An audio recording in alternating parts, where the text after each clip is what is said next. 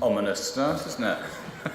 Just to wake everyone up, just to make sure. Good morning, everyone. Can I welcome everyone to Development Control Committee A of Mid-Suffolk District Council.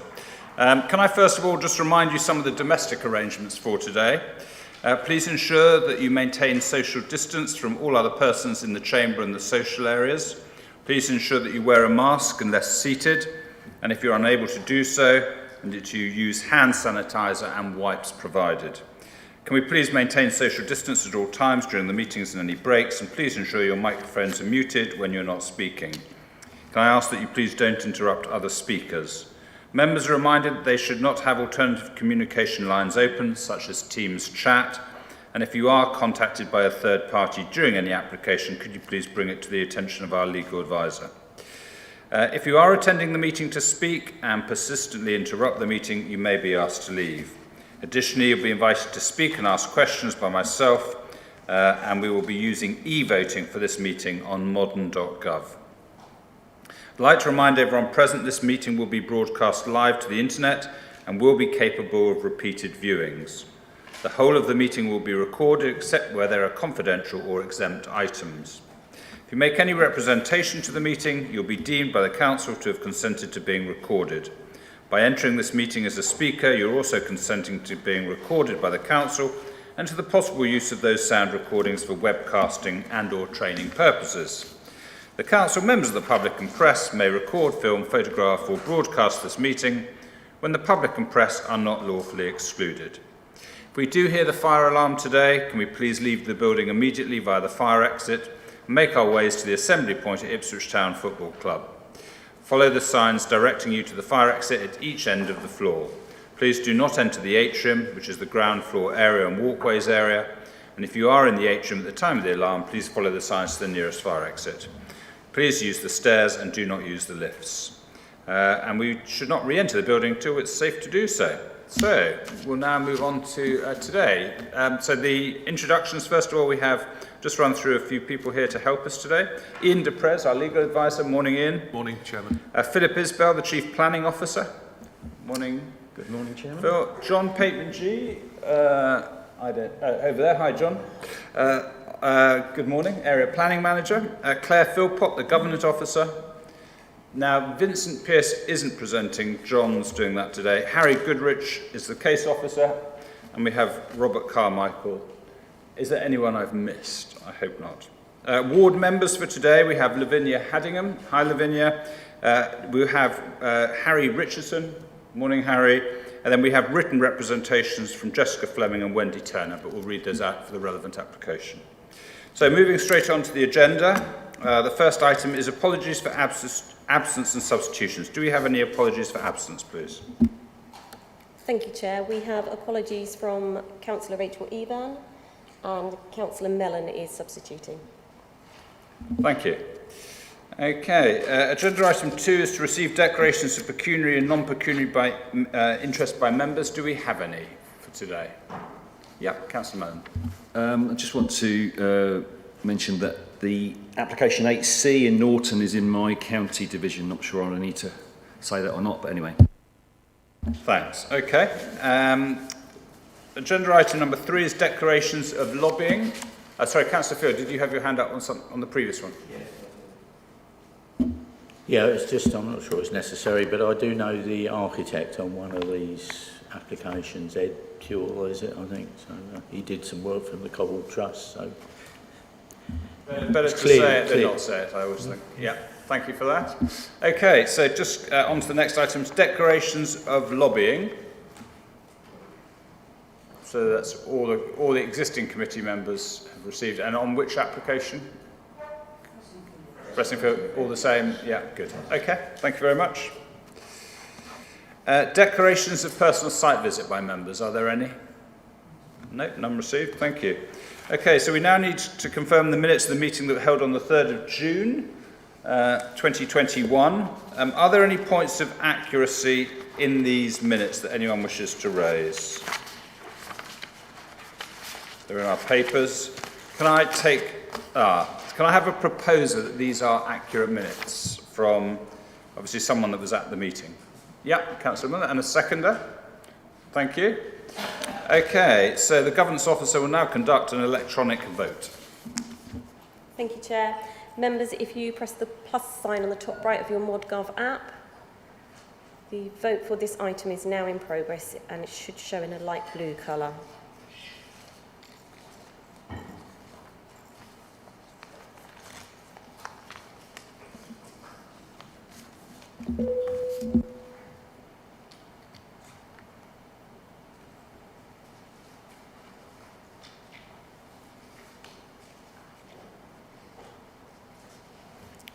Thank you, Chair. That's 6 votes for and 2 abstentions.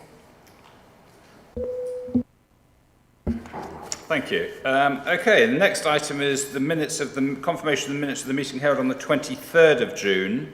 Again, those have been put before us. Could I again have if everyone is happy with those, a proposer? Yes, Councillor Muller. Thank you, Chair. There is a typo on paragraph 12.1 on page 13. It should read Cedars Park Community Interest Company Limited. It's the word company is missing, so it's just a small typo.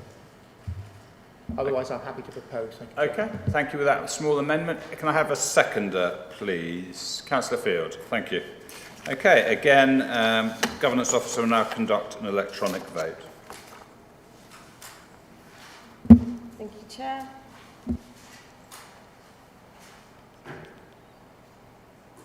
One moment.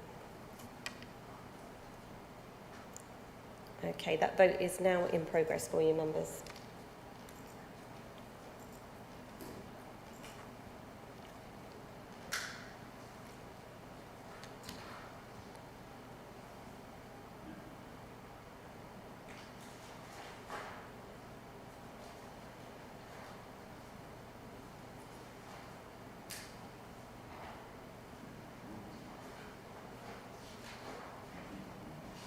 You have to scroll down to find them.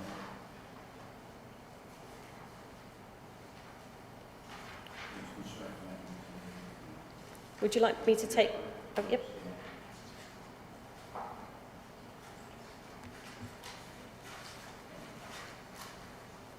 Thank you, members. That's 7 votes for and 1 abstention, Chair. It's carried. Great, thank you very much. Okay, next is to receive notifications of petitions in accordance with the Council's petition scheme. Are there any received? None received, Chair. None received. Thank you. Okay, so we move on to the first planning application before us today, which is DC 20-03457, land and buildings at Red House Farm, Fressingfield. I'll now invite the case officer for today, John Pateman-G, who's going to take us through that. John, over to you. Thank you. Right, bear with me while I get used to this because I haven't done this for a while. Right, okay, and that one goes up and down. Okay. Thank you, members. So this application is land and buildings at Red House Farm. This is Priory Road in Fressingfield. It's a reserved matters application, so we have layout, appearance, scale and landscape. They're all before us today.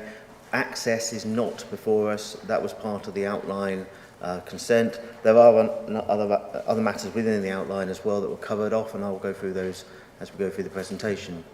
The proposal is for 28 dwellings. So that's a set number, not up to, and that's what's before us. So this is in Fressingfield. It's a primary village. In the future, it will be a hinterland village, as it states there. So this is where we are. The Parish Council have objected to this proposal. They're recommending refusal of the application as the ditch for which the excess water from the attenuation pond is sealed at both ends. This has been amended since this objection, and we now have a solution to that has been agreed by Suffolk County Council. So essentially we found a different way for the water to flow. To put into context, here we are at Fressingfield. It's the yellow dot on the top there. And the local context, as we get a bit closer, and the site itself. This is the red line plan. And this was a hybrid application originally, so it had 2 elements to it. It had a full application, which was for the Scout Hut, which is not on this plan but to the right, and the outline element was for the housing. So to the north we've got New Street, for which the access has been agreed to be part of, and there is also a lane as well we'll come to in a moment. So this is the context of the site in respect of the village, and it's on the west side of the village.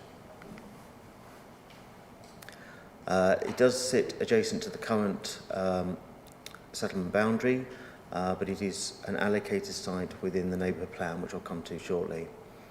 This constraints plan shows the conservation area in the top right corner, obviously some distance away from this site, and it also shows the scattering of listed buildings as well.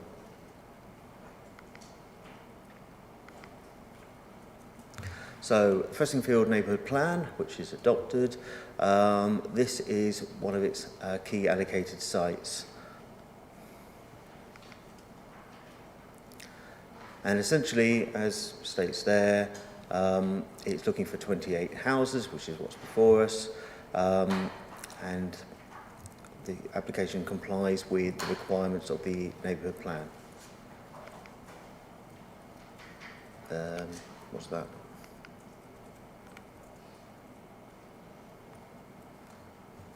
Right, so I apologise, I'm taking over a presentation from a colleague of mine.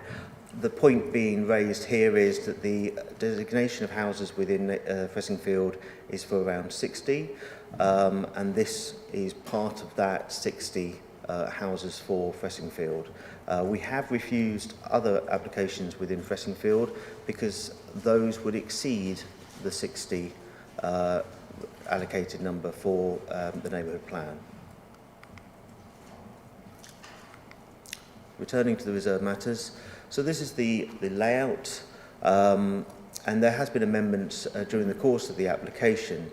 Now, one of those amendments is to vary the verge and allow for drainage from the attenuation basin to flow to an alternative ditch. So the one originally looked at wasn't viable, and that's why you have an objection from the parish council, but an alternative has been found successfully. The Scout Hut site is to the bottom of the page there, and that was a full application and dealt with separately. If I carry on through, and of course that leads to, I'm going to say Priory Lane, but I've forgotten the name of the lane, I do apologise. But that is a pedestrian access eventually that will go through to that lane leading into the centre of the village. And then all traffic will go through the new estate road for both Scouts eventually and the housing that's to be built. The estate roads are shown. Now the orange road has essentially been approved via the outline permission. So that has been dealt with because it was part of the full. But all other roads are part of the layout before you today. All of the roads will be unadopted, although the estate roads will be built to adoptable standard for the future. We have bungalows within the scheme. These bungalows have been positioned along the edge of the development, usefully near to existing development to ensure no privacy issues. We also have here the back-to-back distances shown as well, and of course we are dealing with bungalow development in respect of the edges there. This scheme has built brick wall boundaries, and that's all part of the ethos of the scheme to have a rural feel when you come to the actual design of the properties, and they all kind of flow into the walls. So a lot of thought has been given around that to ensure a new sense of place is being created. And looking at the individual house types, we have real chimneys, we have decorative barge boards, and quite a lot of traditional detailing.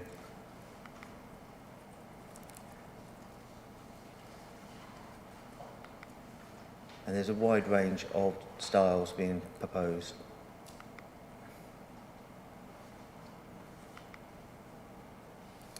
This is one example where, you know, they are, even though it's essentially 4 houses in one here, as a masonette is designed to look like a row of 4 cottages.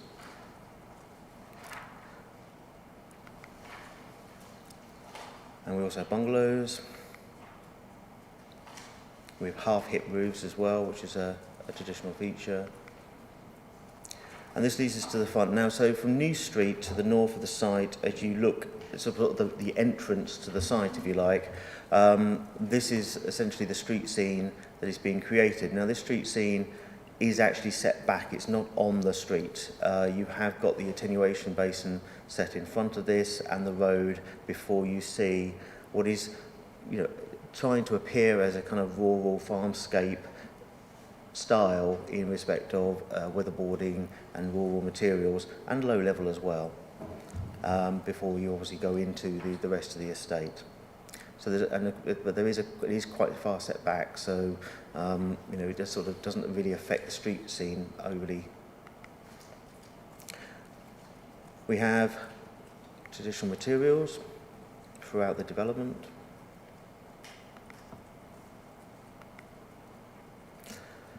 So just picking up on the reserve matters and what is reserve matters and what isn't, just for clarification. And you have the main estate road, the one running from New Street at the top down to where the scout hut will be, and existing properties. That is already been approved, so the access and its visibility at the top there has already been approved.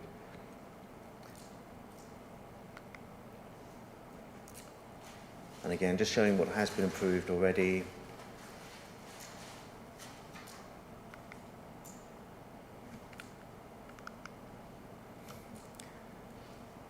Although we are putting a raised table within that to ensure that we don't have people racing down that road.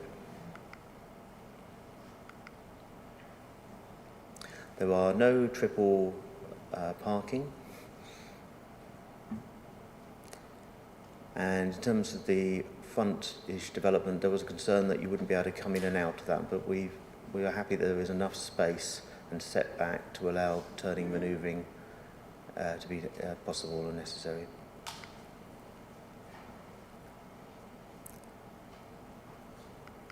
And again, just looking at the bungalows again, and if you were to imagine a standard fence line, it's the shadow shown on that picture. We are satisfied that given the distances, given the level of land, that overlooking and privacy issues wouldn't be a concern. Now, turning to the drainage matter, which the parish council have raised, essentially the attenuation basin was like a sealed location. There was nowhere for the water to go once it got there. And what we now have is an alternative to ensure that the drainage has got an outflow to another ditch to the southern end. We're also looking at a shallower than normal attenuation basin, just to make it so it would appear more softer in the landscape.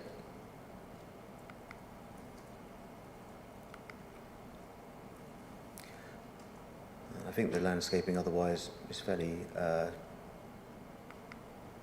self-explanatory. So we have then the reserve matters, again dealing with the scale, landscape, appearance and layout, and that is a recommendation as per your papers for approval. Thank you.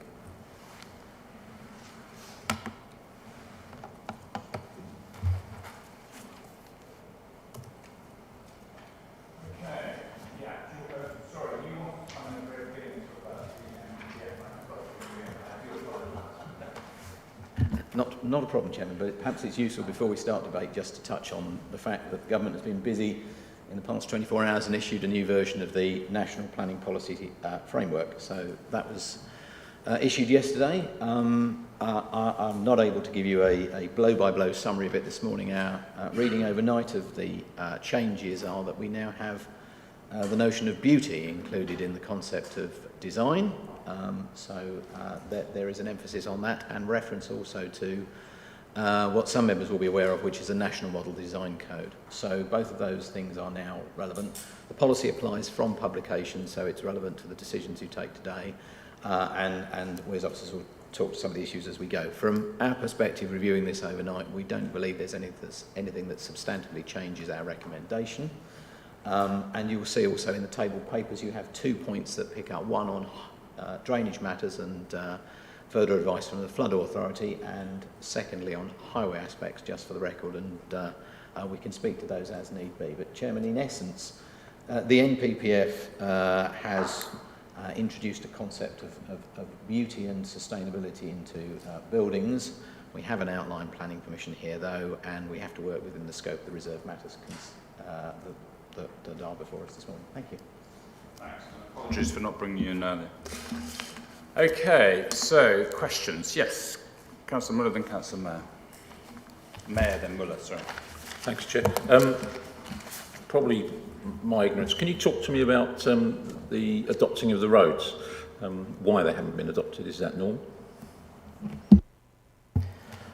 It is a choice of the developer, ultimately. It does happen. We have got a lot of unadopted roads within the district, some quite significant ones actually, but ultimately that is the choice of the developer. But we're satisfied that the standard to be reached will be satisfactory. Councillor Muller. Thank you, Chair. John, can you please tell me who will be maintaining the attenuation pond, please? I'm going to assume there's a private management company, but I will check if that's okay. I might need 5 minutes to do that. Thank you very much. Councillor Mansell. Thank you, Chair. The slide which had the access through the Scout Hut site, I might have missed it, but can you just confirm that there's a bollard and it's quite close to the southern end of the road and there isn't anything at the hammerhead, so vehicles could actually progress from the hammerhead to the bollard and then get stuck? And also, could you tell me how these houses are to be heated?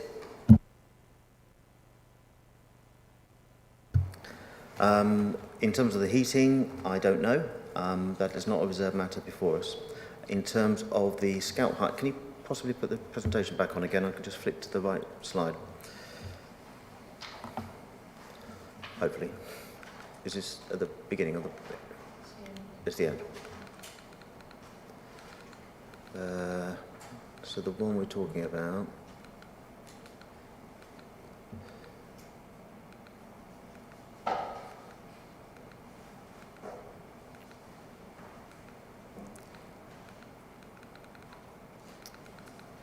I know the one you're on about, but I just can't remember what it was.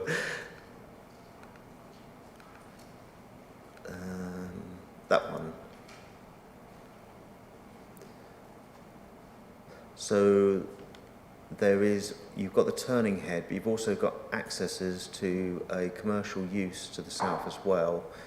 So you need to allow it through that far to allow access to that commercial use.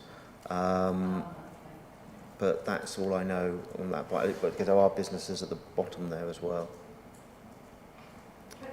Can I just come back on the other matter? Was that determined to outline then, how the houses were to be heated? If it's not a reserved matter, to me it is part of a design of a building. So what was the stipulation at outline stage? Chairman, can I come into this? If you go to page 96, you'll see the outline planning permission, at least the conditions attached to it. Condition 3 is a standard wording condition which relates to the reserved matters in this instance, but would typically relate to all reserved matters. And that requires the approval of details of appearance, scale, layout and landscaping. Now, I understand what Councillor Mansell is describing in relation to her interest in heating. I don't advise committee that heating is a reserved matter. Thank you, Chairman. Councillor Matheson. Thank you. Yeah. Can I ask officers first whether they received my email of the 18th posing questions that are relevant at this point. And if not, I will just outline what it says. John, can I just suggest you ask each question? Because it's all for the members of the public benefit who might be watching. It's all one question. The question is that for this application, listed as one of the policies to be considered is CS3 and CS4, which relate to mitigation and adaptation, climate change essentially. And so my question is that the approval, the outline approval, included our standard resource and energy condition, but I can't see anything in the papers today in terms of the design of these buildings, or indeed the heating of these buildings, which actually addresses that. And so I wanted to know whether the environmental management officers had been consulted and signed it off already, because that isn't they're not listed as a consultee, or whether we really actually ought to be considering the matters that Councillor Mance was beginning to talk about. I apologise firstly for not getting back to your email. Unfortunately, I was on leave yesterday. In terms of the question, there's sort of two parts to this. You've referred to the two policies in question. The first policy is CS3. So that is policy CS3, reduce contributions to climate change. So the first part of that policy states that we will promote and encourage the appropriate development of standalone renewable energy schemes. This is not a standalone renewable energy scheme, and on that basis it doesn't apply to this application. Well, it didn't apply to the outline, but doesn't apply to this application either. The remainder of that policy talks about codes for sustainable homes. That was withdrawn by government a few years ago, and on that basis this policy perhaps should not have been referenced in respect of this application, and I also understand it's referenced in respect to the next application on your agenda, and it probably shouldn't be referenced there. So on that I apologise for putting you towards CS3. CS4 is adapting to climate change. Now that talks about all development proposals will contribute to the delivery of sustainable development and reflect the need to plan for climate change, a point that would be picked up in the outline permission. The remainder of that policy refers to flood risk and sustainable drainage, which is covered by the proposal before you in terms of the attenuation basin and the SUD scheme proposed. There is no flood risk in this case in terms of being flood zone 2 or 3. In terms of CS3, I apologise for that policy being included. In terms of CS4, the relevant part of that is the flood attenuation basin, which is before you and is covered by that policy. In terms of the condition within the outline, and I will say this accounts for both this application and the next one as well, they both are prior to commencement of development conditions. And on that basis, I can't do anything until I get those details from the developer when they so wish to submit them prior to the commencement of the physical development. Councillor Passmore. Oh, yes? I thought you were done. That leaves outstanding essentially the related part of my question, which was about the involvement of our environmental management officers or not. They have not been, environmental health have been consulted, but they have not, we've not specifically consulted the sustainability officer on this scheme. We do not need to in this context.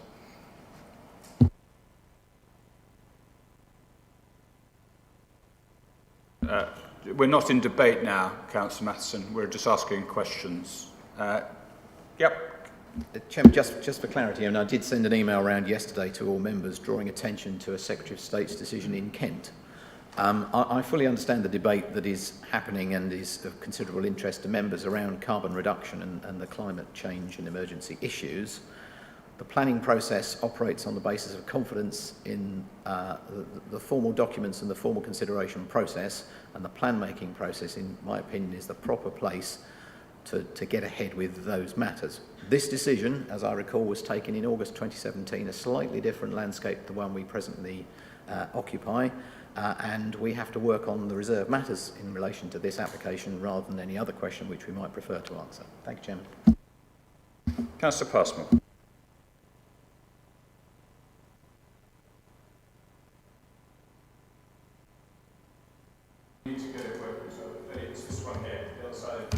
Oh, that one as well. I've got all three of them. Sorry about that. I shall move my chair accordingly. Yeah, thank you very much. Just a point of clarification. I know this is a hybrid application. What is the link? And I'm well aware we're looking at the reserve matters for the 28 homes. What's the link between this application and the Scout Hut, very briefly, or isn't there any at all? In terms of ownership or in terms of, I'm not quite sure the context, sorry. Link in terms, there was simply an application that put both elements together as one application originally, and I'm guessing here, but I'm from communications with various parties, I understand they've both gone their separate ways to develop their own piece accordingly.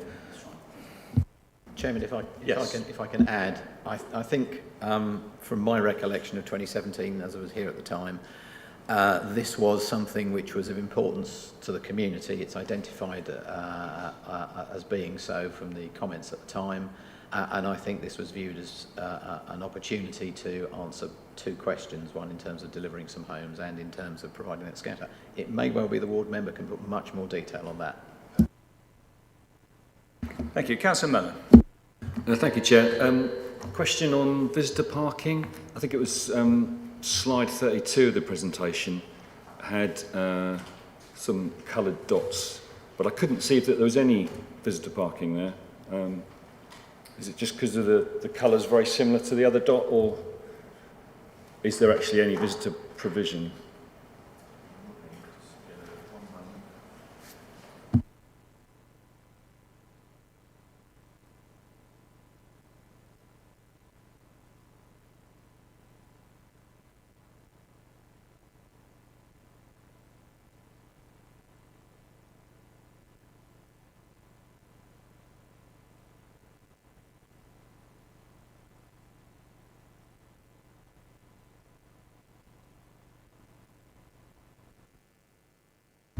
I can't see on the scale I've got, so can I come back to you on that question as well? I just need to pull up the larger scale plan.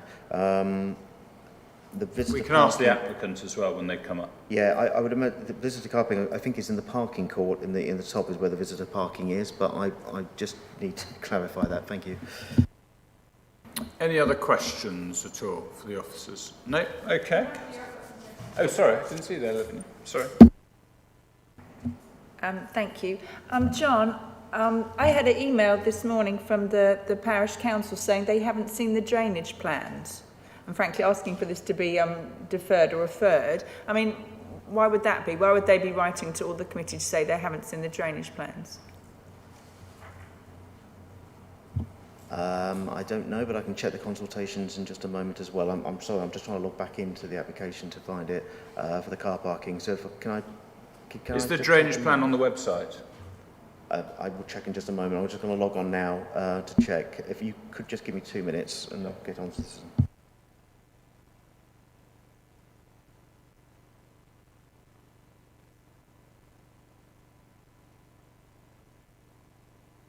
I think what we'll do is, while you're looking that up, we'll proceed and ask we'll move on, and then we'll come back to John to answer those questions.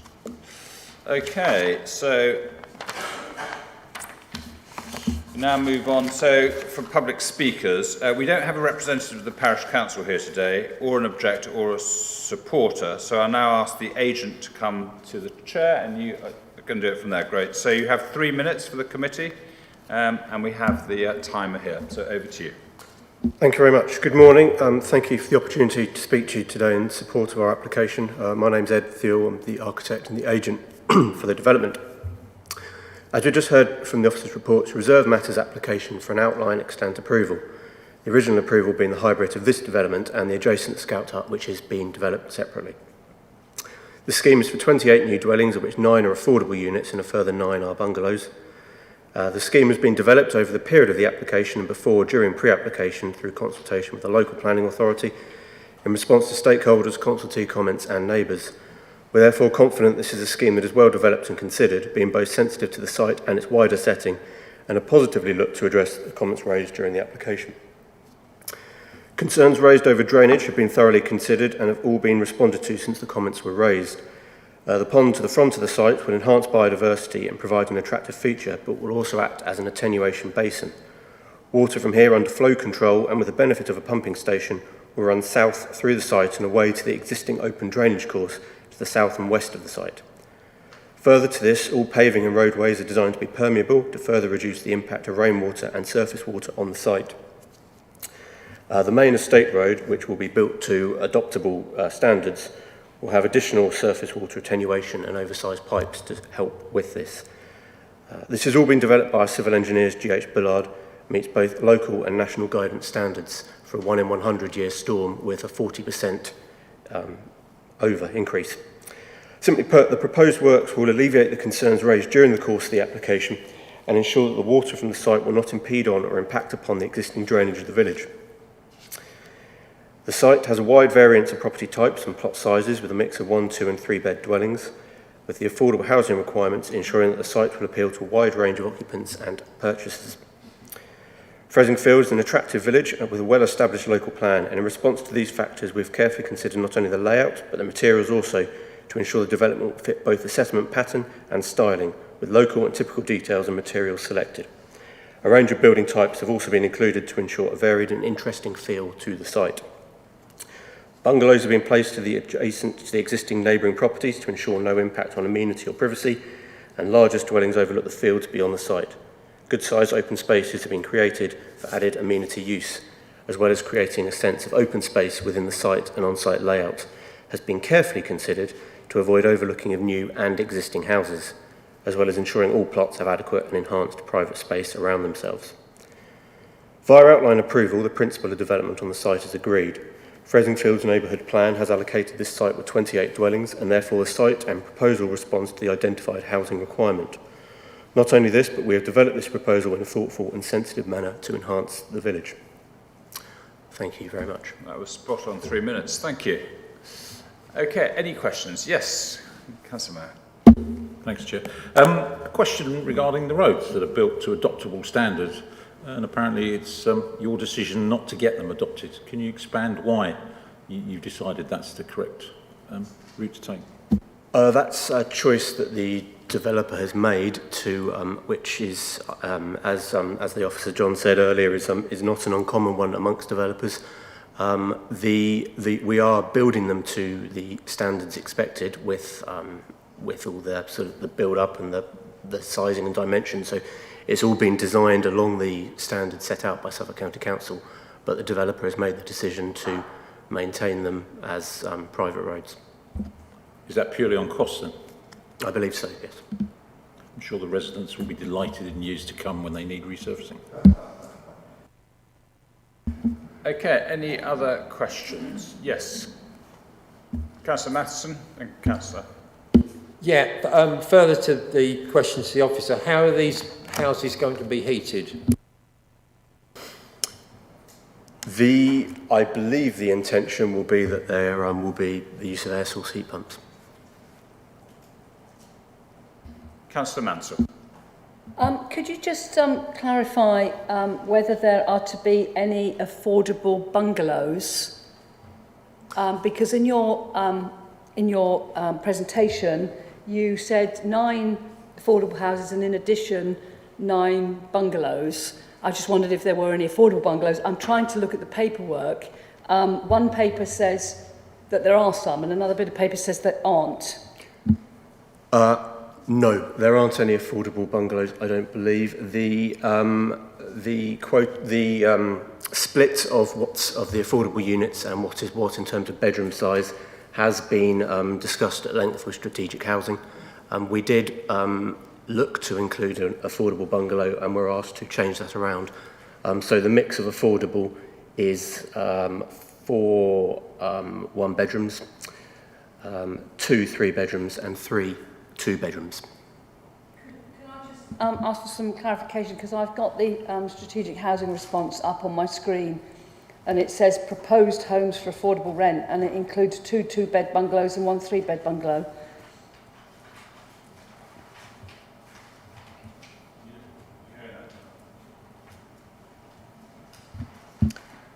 I am, but flats also count, don't they, in the context of their response? So I need to, because you've got the masonettes that are also the affordables. I've got the affordables now on the screen. If you just bear with me. Sorry, I was in the middle of looking up the parking and the other issues. Might be easier to show this. So plots 7, 8, 9, 10 are affordable. They are 2-storey. I've got plots 23, which is... I know I need to compare to the other plan. Bear with me. Right, so they're the bungalows. Right. If I compare it to the plan I've got here showing me the affordable, we don't have any bungalows before us. So in terms of affordable housing, all the bungalows are market housing. That is the proposal before us. And that's as laid out in our papers on page 54, I'm guessing. Okay, yeah, Councillor Matheson. Yeah, I stopped at that same point, and I think that what I concluded was that that was what was originally proposed, and as the agent has just said, that was subsequently changed at the request of our request, housing department. So I think it's all okay, actually. Thank you. Any other questions for the agent at this point? Yeah, Councillor Hadding. Thank you. I know that someone asked John this earlier, but do you know about the attenuation basin and the surrounding area? Who will control that in the future, control the water flowing into the basin, the valves, and maintain the whole attenuation basin? Yeah, as I understand it, it will be done via a management committee or company, and that obviously the equipment running with the attenuation will all be sort of alarmed with service agreements in place, so if there are issues it can be dealt with. Okay, John, some of the questions, please. Well, the answers. Apologise for not having these immediately. So the parking visitor spaces are within the parking court of to the north of the site. Is it possible just to put the presentation up one more time? Sorry, just so I can go to the layout. Oh, hang on, that one. Right. Was that the best one to show? Yeah. It's not very clear on here at all, but there are a number of spaces within this section here. Some of those are to serve plots 8 to 10, but equally there are visitor spaces in there as well, and that complies with the visitor requirements of the highways guidance. The other question was the consultation in respect of the attenuation basin. This shows the drainage plan was submitted on the 2nd of June, then consultation with everybody, including the parish council, was carried out on the 3rd of June, and their response was received on the 24th of June. So all of that is public, and all the drainage plan is all on there. So we have consulted them on the drainage plan, according to our records, but if there's been a mistake somewhere along the line, I don't know. Does that cover those two things off, I think? Thank you. Okay, any other questions for the agent? No? Okay, thank you very much. Next, we move on to the ward member. Councillor Haddingham, over to you. Thank you. Good morning, members. I supported the outline permission for the original hybrid application on this site back in 2016. My feelings being that this development was the right side of New Street so that mothers and school children need not cross or even use the pavementless main street of the village on their twice daily walk to school. And I'm also supportive of the Scout movement and was fully aware they needed a new place to meet and had been offered space here by the landowner. Happily, the site is now part of the adopted Fressingfield neighbourhood plan for housing allocation. I did share the parish council's concern regarding the drainage and Jason Skilton's previous holding objection. I was also concerned about highway issues raised and an awful obstruction of the public right-of-way. But Vincent and the late papers have quelled all my fears, and I'm really pleased to see a well thought out and pleasant development with a nice mix of tenure and size, including 9 bungalows, and I'm happy to commend it. I would like members to ensure removing permitted development rights, to create rooms in the attic space or add dormer windows or other apertures in the roof of the bungalows, so as not to prejudice the amenity of the adjoining properties and upset the neighbours, and also to ensure that the connection through to the Priory Road will be controlled to restrict access to emergency vehicles only. I am concerned that, like I said, I haven't spoken to the parish council last night. I did speak to Di last week and she seemed happy, but to get this email this morning, I don't understand, what exactly they have or haven't seen. So I will just put that out there, that, like I say, you will receive the email, I assume, as well. And yeah, apart from that, I'm happy with this. Thank you. Thank you very much. Any questions for the ward member? Yes, Councillor Matheson. I seem to recall on earlier Fressingfield applications issues with the sewage system. Is this this location not likely to get involved with that? I think I'll let John answer. Again, I apologise, I'm not a case officer, but Vincent did tell me that the scheme has been very mindful of that particular issue, and that is why they've made sure that the issue with sewage is often to do with the surface water going into the system. So this has been very mindfully put together to make sure that the surface water avoids that, and that is why they've had to go through the alternative route that's now proposed. So they've been very mindful of that, and that is covered. Okay, thank you very much. So, members, it's now up to us to debate and discuss this and come to a conclusion. Yeah, Councillor Muller, you want to go first? Yes, thank you very much, Chair. Having listened to the ward member and the other comments made by other councillors, etc., and read the papers, I'm more than happy to recommend that we grant planning permission as stated in the papers. Thank you, Chair. Councillor Passmore. Get the right button this time, Chairman. Yeah, no, I think it's a good application. I've listened to the questions and discussions. I absolutely agree with the ward member and Dave Muller, so I'm very happy to second approval as per the recommendation. Okay, other people? Yes, Councillor Mansell. Thank you, Chair. I don't think I'm quite as happy as the previous two speakers. And it's interesting to hear from Mr Isbell that beauty is now to be part of the NPPF. And to me, beauty is in the eye of the beholder, so I'm not quite sure how we're going to apply such policy. I'm not a fan of things pretending to be things they're not. And these are trying to pretend they're a sort of farmhouse setting of cottages, which they're not. They're a 21st century housing estate. I'm also a bit concerned about the rear parking courts. They are not really flavour of the month these days, and looking at the location of the parking and I believe the visitor parking on that sort of northeastern corner, to be honest, my perception of the general public, maybe it's a bit warped. I don't think anyone's going to use it, because look how far it is to the front door of the houses. So I'm not convinced that the layout is right.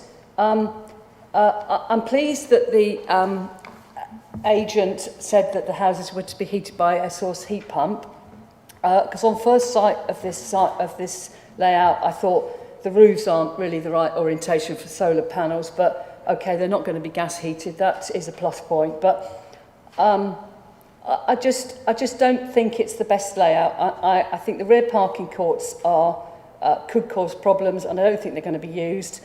I also think that it's disappointing that they're not going to be adopted roads, but that probably isn't a planning matter. So I'm sitting on the fence, or should I say brick wall, actually, in this application at the moment. Thank you. Okay, thank you. Anyone else wish to speak? Yes, Councillor Mayor. I quite like the development. I too have an issue with the parking at the top there. It's surrounded by fencing.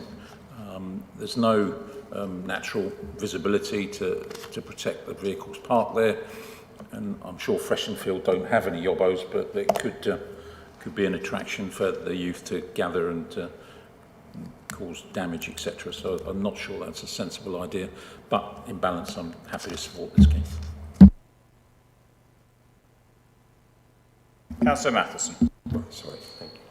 Yeah, I must say I am, it looks good, I agree. Is it a 21st century or is it going to need retrofitting with improvements in a few years' time? I think that's a problem for the developer and the people that buy them. But what I think we've still got the possibility of having some control over is how the resource and energy condition on the outline is actually dealt with. And the reason we're doing those conditions at outline stage is to give the developer an opportunity to take that into consideration in the designs that are brought forward at the reserved stage, which is where we are. And so it's disappointing that one cannot see, and I fear that the agent did only say that he believed they would be heat pumps.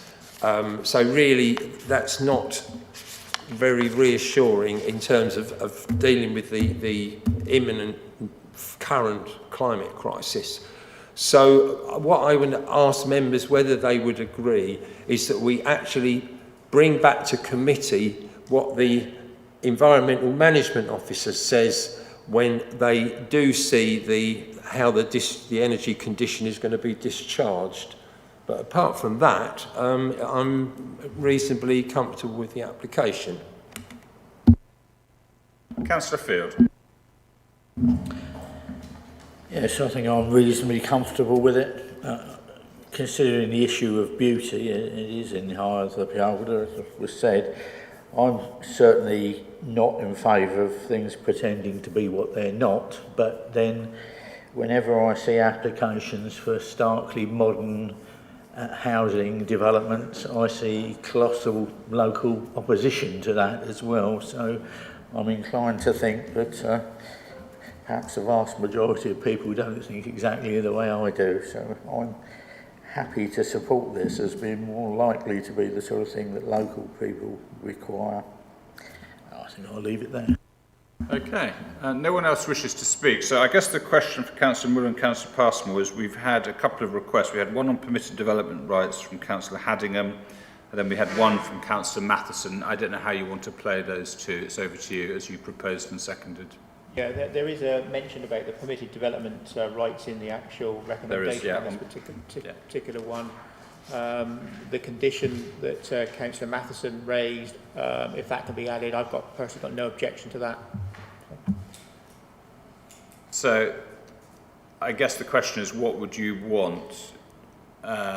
So what would you just ask I mean, I think we've got to be careful here because that's quite contrary to what's in the recommendation. Can we not rather, I'm not actually in favour of bringing it back and delaying it to come to a committee all over again, but if the officers could deal with the environmental issues as part of the recommendation, if it's given approval, I would personally think that ought to be sufficient.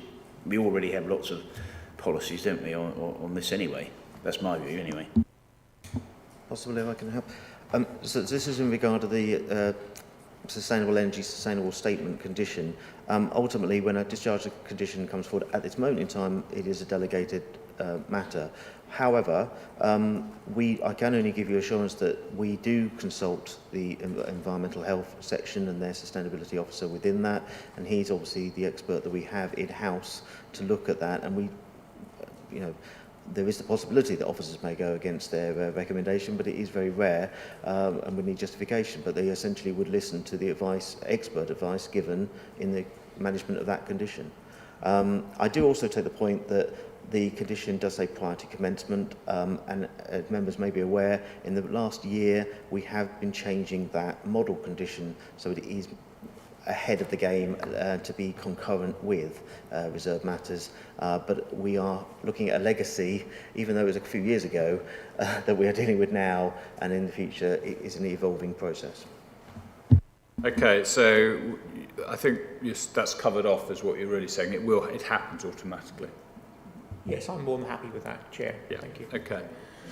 Okay, so on that basis, I think we'll go to a vote. The recommendations are laid out on page 58 before us, and I'll now ask the Chief Planning Officer to read out the proposal that's before us, and then we go to a vote. Thank you, Chairman. The recommendation before you on page 58 effectively is linked to the outline expiry condition, which relates to the timing of this. The timing is contained within the outline planning permission.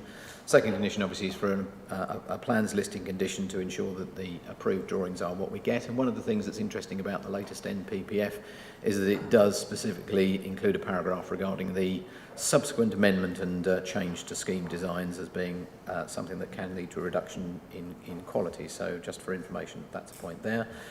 Materials, we've got as third condition. The delivery of the landscaping is our fourth condition to make sure that works effectively, and that ties in with the drainage condition at condition 7, because you'll see that the lead flood authority are keen to ensure that there is appropriate landscaping around that.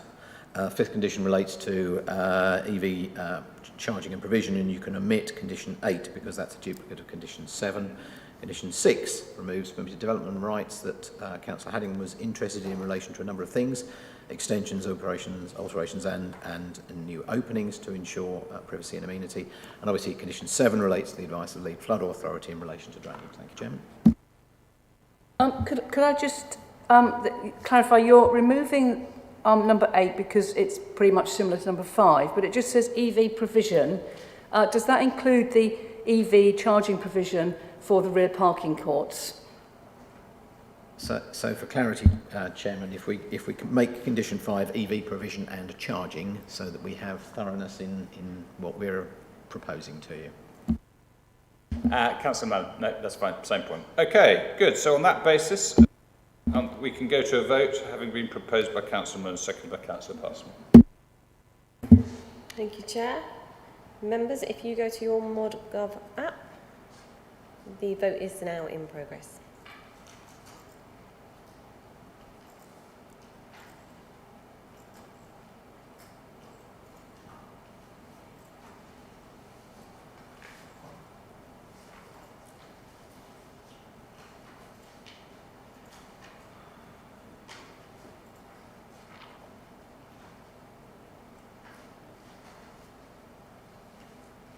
Thank you, Chair. That's 6 votes for and 2 against. That's carried. Okay, thanks very much. Now, because we have to do a bit of cleaning as we swap people around, etc., what on this side, as people come into new seats, so what we'll just take is a 5-minute break just to allow that to happen in case anyone wants to run anywhere. Quick 5-minute break. We'll start again.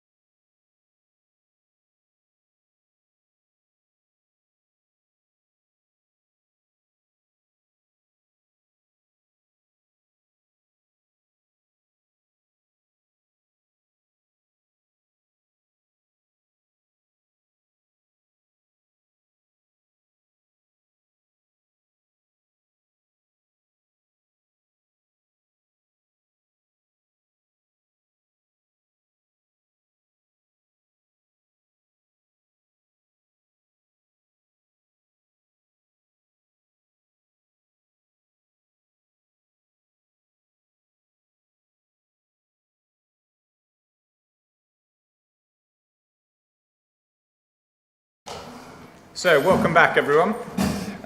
So we'll now move on to the next application, which is DC 20-03098, land south of Dis Road, Botesdale, and we now hand over to the case officer, John Pateman-G, who's going to take us through this one. Thank you. So land south of Dis Road, Botesdale, this is again a reserved matters application and also includes discharge of conditions, which we can do. So the discharge of conditions 11 and 12 in this case. I'll come to that in a moment. Outline planning permission was granted. It included access. So the reserved matters before you is the appearance, landscaping, layout and scale only. This is for 69 houses, some open space, and I should also point out we have increasingly started to do this, and this is probably one of the earlier applications that we did do this, which is where we, in the outline application, and as we've discovered, we are evolving what needs to be put into the outline to get ahead of the game. But in the outline in this case, we did agree the actual market and affordable housing mix. So there were 45 market houses, 24 affordable houses, and the mix is as outlined in page 143 of your papers. And the mix being the number of bedrooms, sizes, all of that is essentially agreed up front in the outline on this occasion. So a little bit more was in the outline than perhaps you normally would expect. This application also includes conditions 11 and 12. So conditions 11 and 12 before us are both in respect of the sustainable urban drainage system. This is the attenuation that you'll see on the plans, and the flood team from County Council support the proposal in that regard. So more technical reasons to be in here rather than separate conditions. Right, need buttons. So here we start with the aerial photographs. So the site is in Botesdale, and just fly through those. We're on the edge of Botesdale. Essentially, it's one of the entrance points to the very linear character that Botesdale and Rickingham Hall have. And you would essentially come along the main road, and as you looked left, as you were coming into the village, you would see what will be the attenuation basin location. And then the long access road will go around and into the back of the site. So it's quite an unusual shaped site, but it'll become more apparent as we go through. It is an open field. I think that's pretty much all I can say. There is some mature landscaping along the edges of the field, but although the site itself is set within the field. The constraints map. Lose my notes. So special landscape area is adjacent to the conservation area to the west. So if I take this, the conservation area point there, and it's open at that point that leads into the proposal that you'll see. We also have obviously the list of buildings and conservation area all through the high street there. But otherwise it's fairly unrestrained. Is there any others I've missed out? And of course we've got the settlement boundary. This is just along the edge of the settlement boundary. The settlement boundary is on the north and west boundaries of the site. And that's the official site location plan. Again, very unusual shape, but part of the explanation to that is the allocation within the neighbourhood plan, which is equally that unusual shape. So the neighbourhood plan, again, matches the proposal before you, matches the allocation. The neighbourhood plan required 69 dwellings, and that is what is proposed.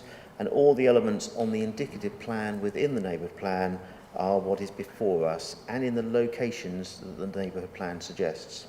Now, some of these have already been secured by the outline. That includes the access and the attenuation basin in part.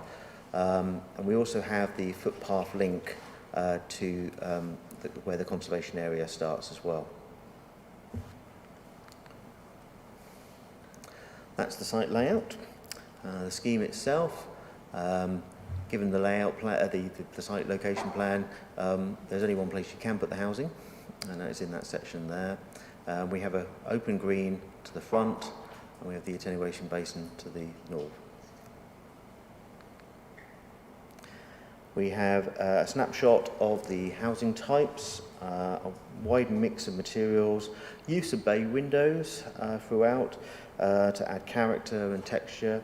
We have half-hip roof garages as well, which again is a nice character point introduced. But essentially they are, you know, fairly simple dwellings, and quite attractive in that context. So we do have the affordable housing, which is indicated on that plan if it's not clear enough. Majority of the affordable housing is to the west of the site and scattered across different roads there. We also have the landscape plan. I'm sure that's not very clear on a PowerPoint. It goes from a very large plan getting reduced down to the size it has to be reduced. But it does indicate all of the species and planting necessary and has gone through your place service consultee.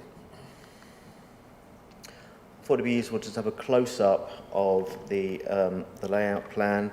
The main road is a standard 5.5 metre road coming into the site, and that will be adopted.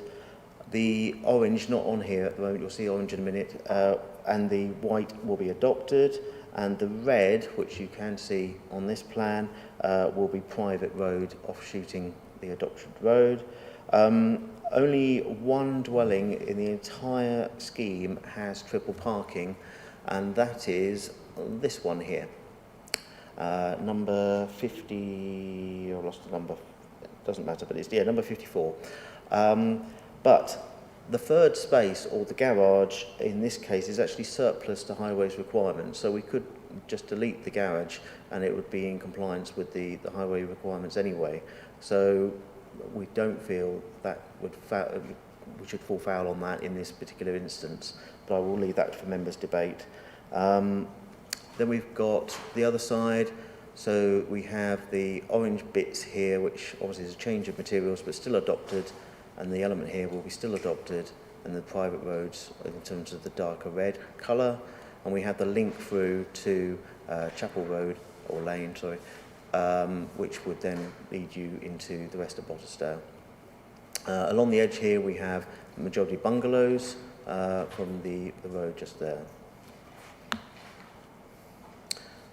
Just very quickly going through the house types, just which are in your papers.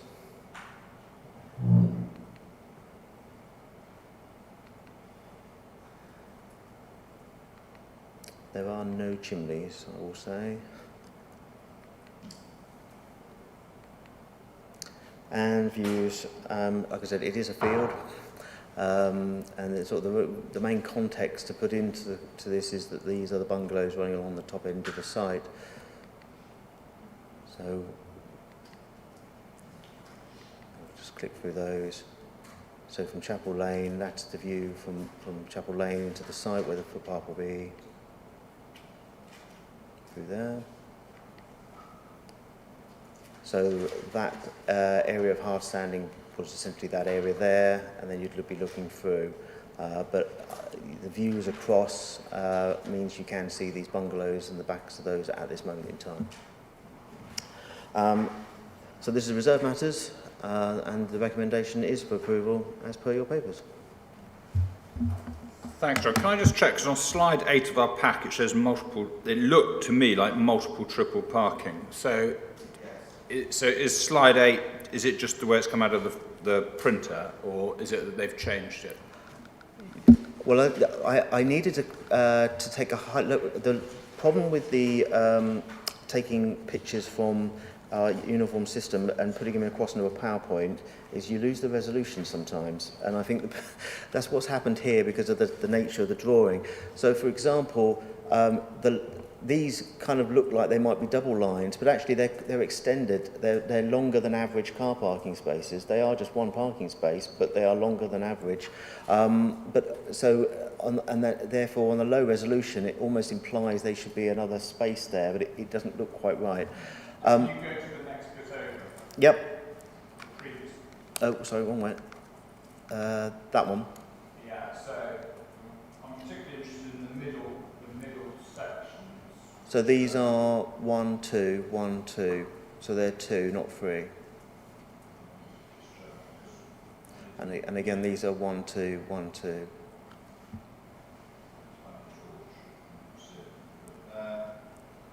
I admit I had to use a real close-up on the screen or to go around the whole estate to try and find other than the one I found. So those ones on the top right on our map here, straight down the road there, those are shown on our drawings, triple parking, those... No, there's 1, 2. They are longer than average spaces, the 2, but they are... So when did they make the changes from the drawing, the triple parking to non-2 parking?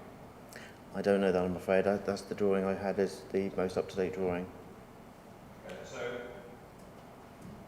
is there anything, just a question, if we wanted to condition anything so that it couldn't become triple parking, can that be done?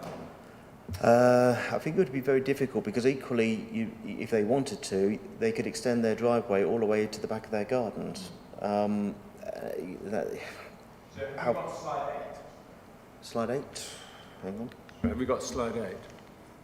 Which way am I going? Wrong way. Do you mean the original, this one? That one.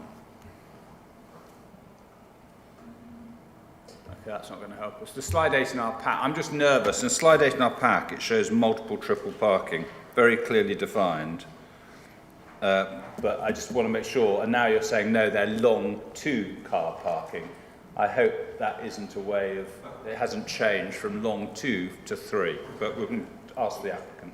Ultimately, in terms of the highway guidance that we are working to, this complies with the number of spaces. Even if they put the third space in... Yeah, I mean, we know that, and so does triple parking, but this committee generally has not accepted triple parking as an acceptable form of development. So that's why I just want to be really clear.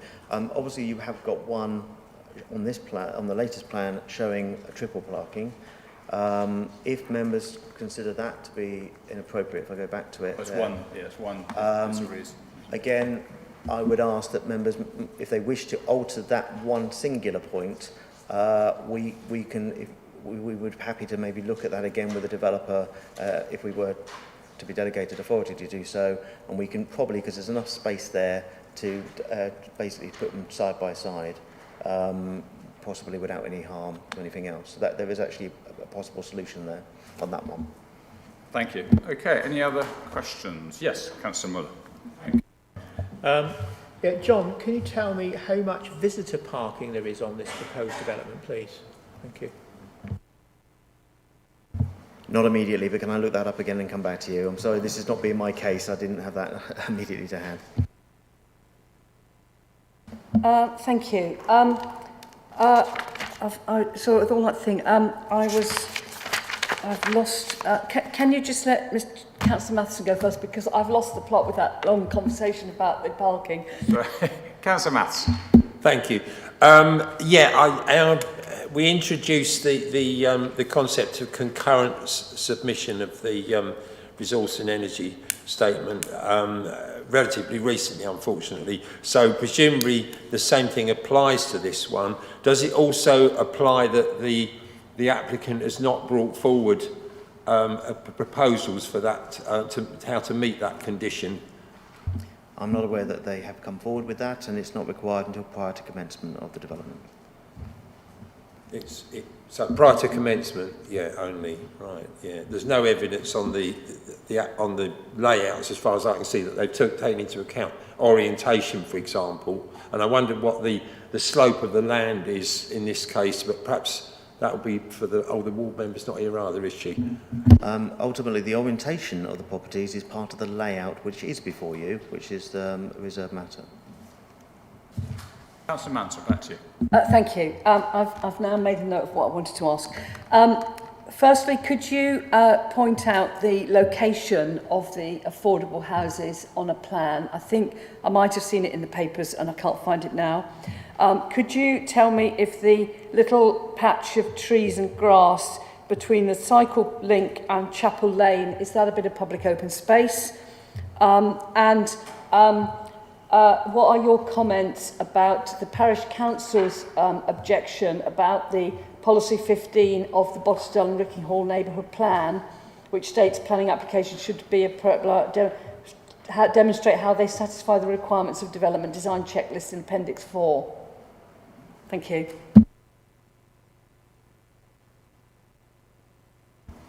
John, over to you. So, I had that word plan then. So that's the ownership plan, it might be clearer in your papers, which shows me the location of the shared ownership and the affordable housing. The shared ownership is in red and the blue is the affordable rent properties. Does that help? It does. I did think they are all in the same area of the development. They're not pepper potted or whatever is often the case. They are in a similar area to the development. So as you come through to this cul-de-sac arrangement, you have got affordable housing on the left and you've got a market housing on the right. You do have a market housing up here as well. So they are integrated in that context. As you come around here, they are in a group of their own on this point, although they are fronting the established market housing of the rest of the village and the open green in front. We then have the public right-of-way going through at that point that's established under the outline. So that would be a green space there. We also then have the public open space area here as well. So that's those 2 points, and they get picked up in... So that bit with the trees on in front of the affordable houses and Chapel Lane, that is public? That would be public space as well, alongside the other as well. So that picks up on those 2 points. That's public space, affordable housing, checklist. Yes. The interesting thing with the Botesdale neighbourhood plan is the timing of when it was adopted. Ultimately, the outline had already been approved prior to the allocation and the policy. So we're in this dilemma that we're effectively ahead of we had the outline that we've already got to consider with all of the elements that involved, including the housing that was already part of that outline, and then we've got the reserve matters that's come in after the neighbourhood plan. So some parts of the checklist cannot be complied with because the outline has already essentially dealt with some of those issues and we can't go back. So a lot of the access issues, which would have been picked up under the design checklist, we can't go back to now because it's part of the outline. Where we have been able to, we have got to where we've got to with that design checklist as far as we can. But it is not entirely in compliance with that policy. Can I just ask, is there a representative from the Parish Council here today that I can talk to?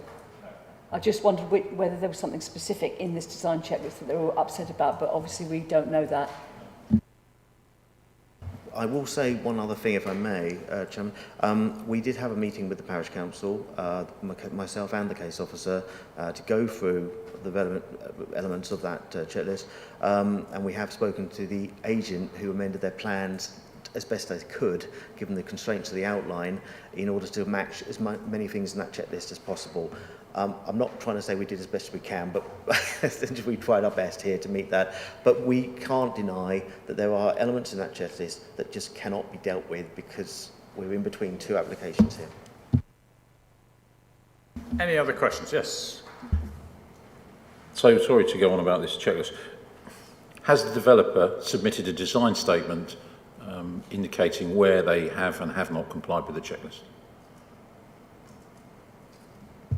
No. Can you say that last bit again, where they have or have not complied with the...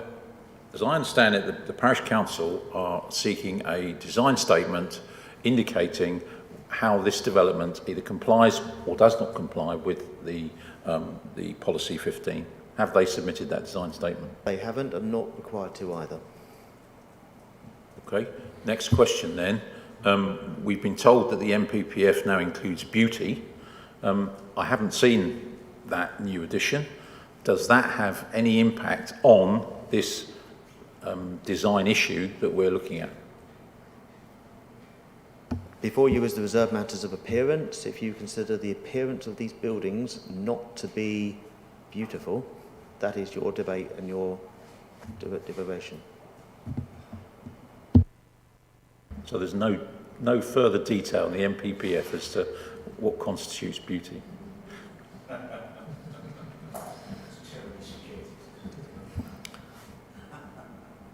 There are various changes to the design element of it, and I will point out we only got this yesterday. There are links to the National Design Guidance, and there are links to the National Design Code, but ultimately there is a point of debate and subjectivity that you still have. Sorry, one further point, if I may. I did look at Policy 15, and in that, the way I read it, the policy required a design statement. Why are the developer not required to comply with that policy, which is in a made neighbourhood plan? Because this isn't a planning application, this is a reserved matters application. And ultimately, the only thing we have reserved under the planning application is appearance, scale, layout, and landscaping. We can require it for the outline, but we can't require it for the reserved matters. Thank you. Any other questions? Yes, Councillor Matheson.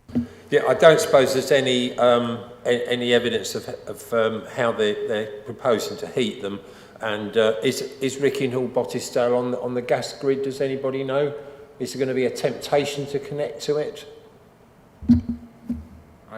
I believe it's not, I guess. Okay, no other questions, so we'll move on. So we don't have a parish council representative or an objector or a supporter or the agent or the applicant. And the ward member, Jessica Fleming, can't attend in person, but she has sent the following statement in, which I'll read. Thank you for hearing my statement. I'd like to make the following statement. I'm sorry I can't appear at the committee. Jessica's not feeling 100%, didn't want to risk coming in. I'm guided mainly by correspondence from the parish council, contacts from the local residents and general observations about this application as it has developed. The parish council has objected to the amended design on the basis that they do not conform to Policy 15 of the Botesdale and Rickinghall Neighbourhood Plan design considerations. The applicant does not appear to have engaged proactively with the parish council and local community about design and about the neighbourhood plan content, a process which might have resulted in more widely accepted proposals being brought forward, with resultant better relationships with the community. It is recognised that the applicant has engaged with the planning authority, note 1, page 193. However, the substance of these meetings are not referenced back to this application. Therefore, it is not clear what advice may have been given or accepted. Previous parish council objections referred mainly to Appendix 4 of the neighbourhood plan, which lists a number of criteria and expectations for new development within the plan area. The applicant has provided a statement on neighbourhood plan posted on the 11th of May 2021, which is short and general and does not address specific design elements which appear to have been overlooked. Collaboration between the applicant and community on key elements of the neighbourhood plan would have been a good way to foster positive support for a project such as this, which will leave behind a lasting influence on this area. It is clearly impractical to make substantive changes to the design at this stage, as the proposals are now recommended for approval. However, I would like to make a request with regards to the specific pre-commencement conditions 19, compliance with ecology assessment, and 20, lighting scheme, on page 191. As these conditions stand to affect the special character and biodiversity values of the area, if possible, may future proposals to discharge these conditions come back to the parish council for review, even if informal. I think this would be greatly appreciated locally. Thank you for listening. Jessica Fleming.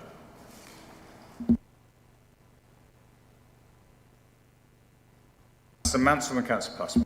Well, actually, I wanted to ask a question for a bit of clarification. Now that I've got Botesdale's neighbourhood plan, policy 15, I've located it, and it's got a number of sub-parts. could the officer just tell me which of those parts from A to K can be adhered to because they're not part of the outline, and which ones are part of the outline and can't be adhered to? In addition to this, though, there's the design checklist itself, which is in the appendix at the bottom. Right, that's the part that we are saying has difficulties being fully complied with.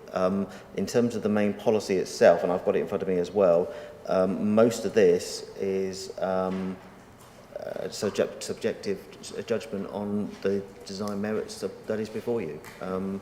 But the design checklist itself is more specific. If you want me to go through them, I can. There is a lot here, though. Obviously, there's a subjective judgment of whether or not the design of the buildings recognises the characteristics of the landscaping. We have modern bungalows along the boundary I would not want to replicate on this site. So in that context, you have to look generally across Botesdale, and it is not considered that these designs would be that overly out of keeping as modern houses. Maintain the village centre place. The site is quite constrained by the allocation itself in terms of the indicative plan that shows specifically where to put open space, attenuation basin and housing, especially to fit in 69 houses. And on that basis, it complies with the allocation indicative plan, and that's the lead that the applicant has taken. So we don't feel there's a conflict there. There is no loss of gardens proposed because it's developing new gardens. Incorporate sustainable design and construction measures and energy efficiency measures.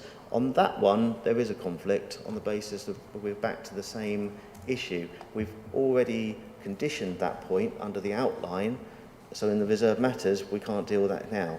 So that's going back to that argument that we've had before. Taking mitigation measures into account, historic character. Again, our judgment of whether you feel that the designs before you affect the conservation area detrimentally in your viewpoint. We don't feel they do, and we don't have anything from heritage to say that they do. Moving on, important views inside and outside of the village.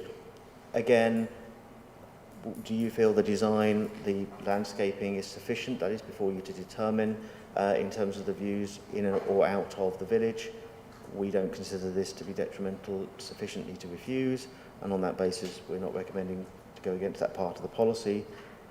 The amenities of adjacent areas by reasons of noise, smell, vibration, overlooking. Again, we're not considering that any parts of this application offends those sufficiently beyond the expectation this is going to be a housing estate that is allocated on this site. There will be a change to noise to existing residents immediately along the boundary because you've gone from a field to a housing estate, but to the point of refusal, we feel this has been sufficiently addressed.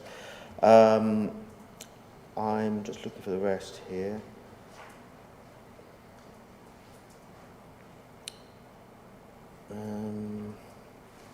Again, I would probably say F, G, H, that complies with the highway standards, apart from triple parking possibly, on one plot. The rural character, existing lanes.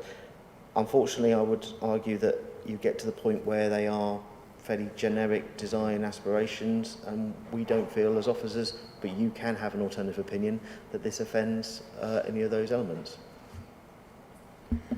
Can I just ask a couple of questions, John? So for whatever reason, the applicants decided not to engage with the parish council, according to the parish council, and the fact they're not here today sends a similar message that they don't want to engage with this committee. To me, they have submitted an outline ownership plan on page 204 in our papers, which shows, I'm sorry, but it does show multiple 3 triple parking. It's all over that drawing. And that drawing is which they submitted, which shows the red, the blue to rem. They've filled that in. They have coloured that in. They have shown the various plots. This is their drawing. And so we've got that on one side. Slide 9 again shows triple parking in some locations, less locations than slide 8. You're telling us it's extended 2-bay parking now. The applicant isn't here for us to ask them questions. Design policy 15 on design considerations, while it's not obligatory, it would be the right thing to do when you're working with a community, which we're here to represent. So can we defer this application and ask that that is sorted out? Because to me, we're being asked to decide something that's incomplete. So you've got two issues there. One is engagement with the community. They are not obligated to engage with us or the community, and that would not be, I would say, a relevant reason to defer or refuse the application. It's not material in planning terms. In respect of the drawings, I apologise if we have failed to ensure that the drawings are updated to the most up-to-date plan that shows no triple parking with the exception of that one plot. That I will take on board as an apology from officers, and I don't necessarily think that might be the fault of the applicant. I think that's our fault for maybe not ensuring that you had up-to-date plans, or they weren't clear enough in your papers. I do know we have resolution issues with transferring data, but I apologise that's the case. In terms of the policy, in terms of the one plan you have there that you have pointed out, it shows ownership. It's not intended to show parking. So it should be taken as an ownership plan in terms of where the locations of affordable housing will be. Please don't take it as the parking plan. Policy 15, design, you know,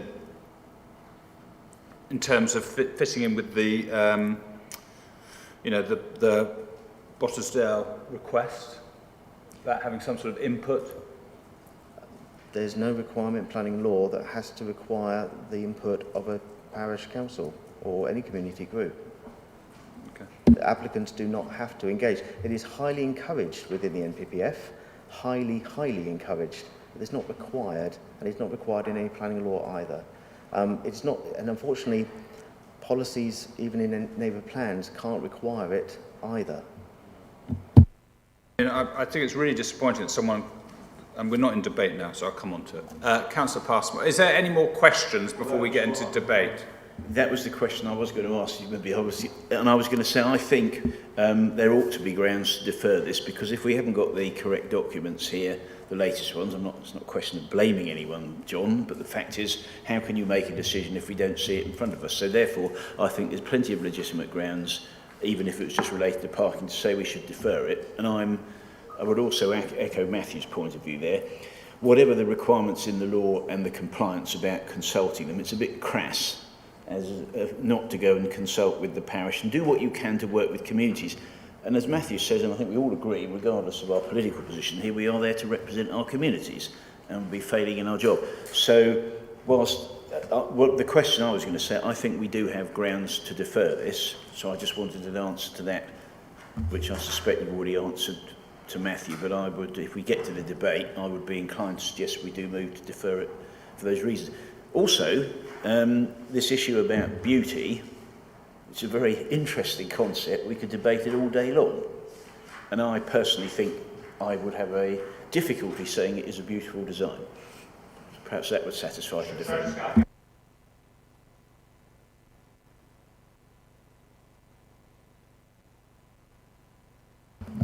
Thank you, Chair.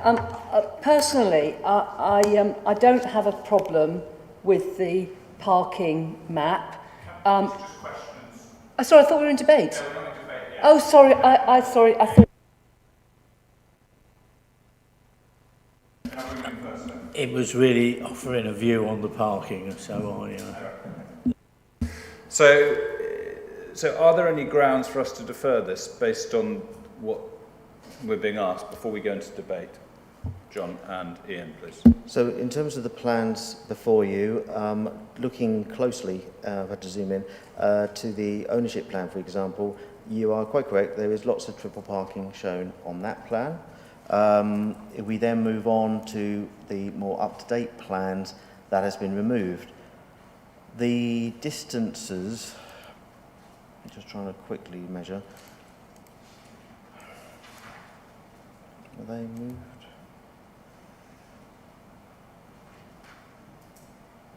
Yeah, basically what's happened is they've clearly taken, the triple parking was going into the garden, especially for a number of plots. just looking at that one, for plots 13, 14, 15, 16 in the middle, they're no longer going into the garden, so they have reduced that whole space back. Some of them are slightly longer than you maybe expect as an average parking space. These tend to be around the main estate road, plots 54 for example, but the issue here is you do have sets of plans that are different from each other in terms of the parking shown. Can you give us, possibly, Chair, can I ask for a moment break with our my colleague, just to ask for advice? Yeah. Can we just a couple more questions? Councillor Field and Councillor Laird. Sorry, I just can't resist to add something to that. Surely our point is that if triple parking is necessary to meet the county requirements, that is unacceptable to this committee. But if with double parking you can meet the county requirements, I would suggest that's acceptable. And if people are able to park 3 cars on their drive rather than 2 on their drive and 1 on the pavement, I can't see that that's an issue that could cause this committee a great problem. So I don't know whether that... As long as there's visitor parking, as long as you don't have to triple park to meet the standards. Just a question, what is the county's standard for visitor parking? Is there a standard? Can I just follow up? And therefore, based on that, which of these drawings is showing the correct visitor parking that we should be looking at? Because if it's not on slide 8, which one is it? I'm going to have to apologise here. I've now reviewed the whole lot again. There should be visitor parking because you essentially gain a visitor space for every number of houses. I can't see any visitor parking shown on this plan. And I think on that basis, that would be a clear reason for us to go away in itself. Councillor Manson. On the plan on page 202, which I've got blown up on my screen, there are 4, 5, 6, 7, 8, 9, 10, at least 10 I've just seen at a glance. It's called DC 20-03098 DRB 6902F, proposed site layout, the most up-to-date one from the webpage.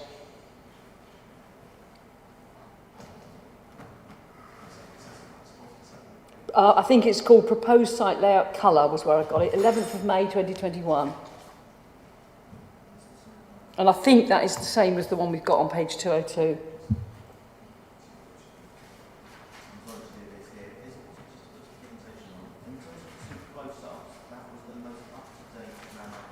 Sorry, I can't hear you.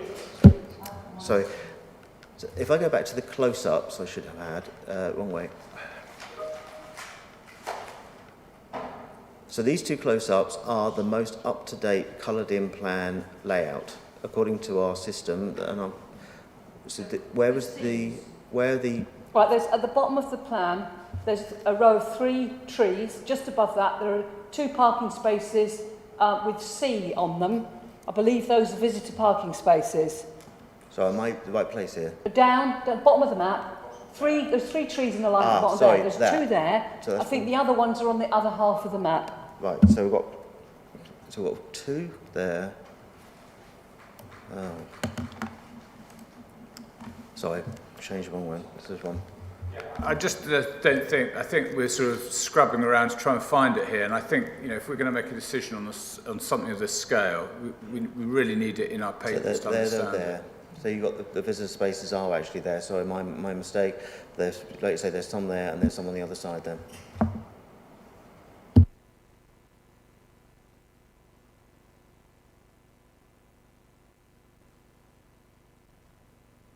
Okay, we'll just take a 2-minute break so they can just work through the papers.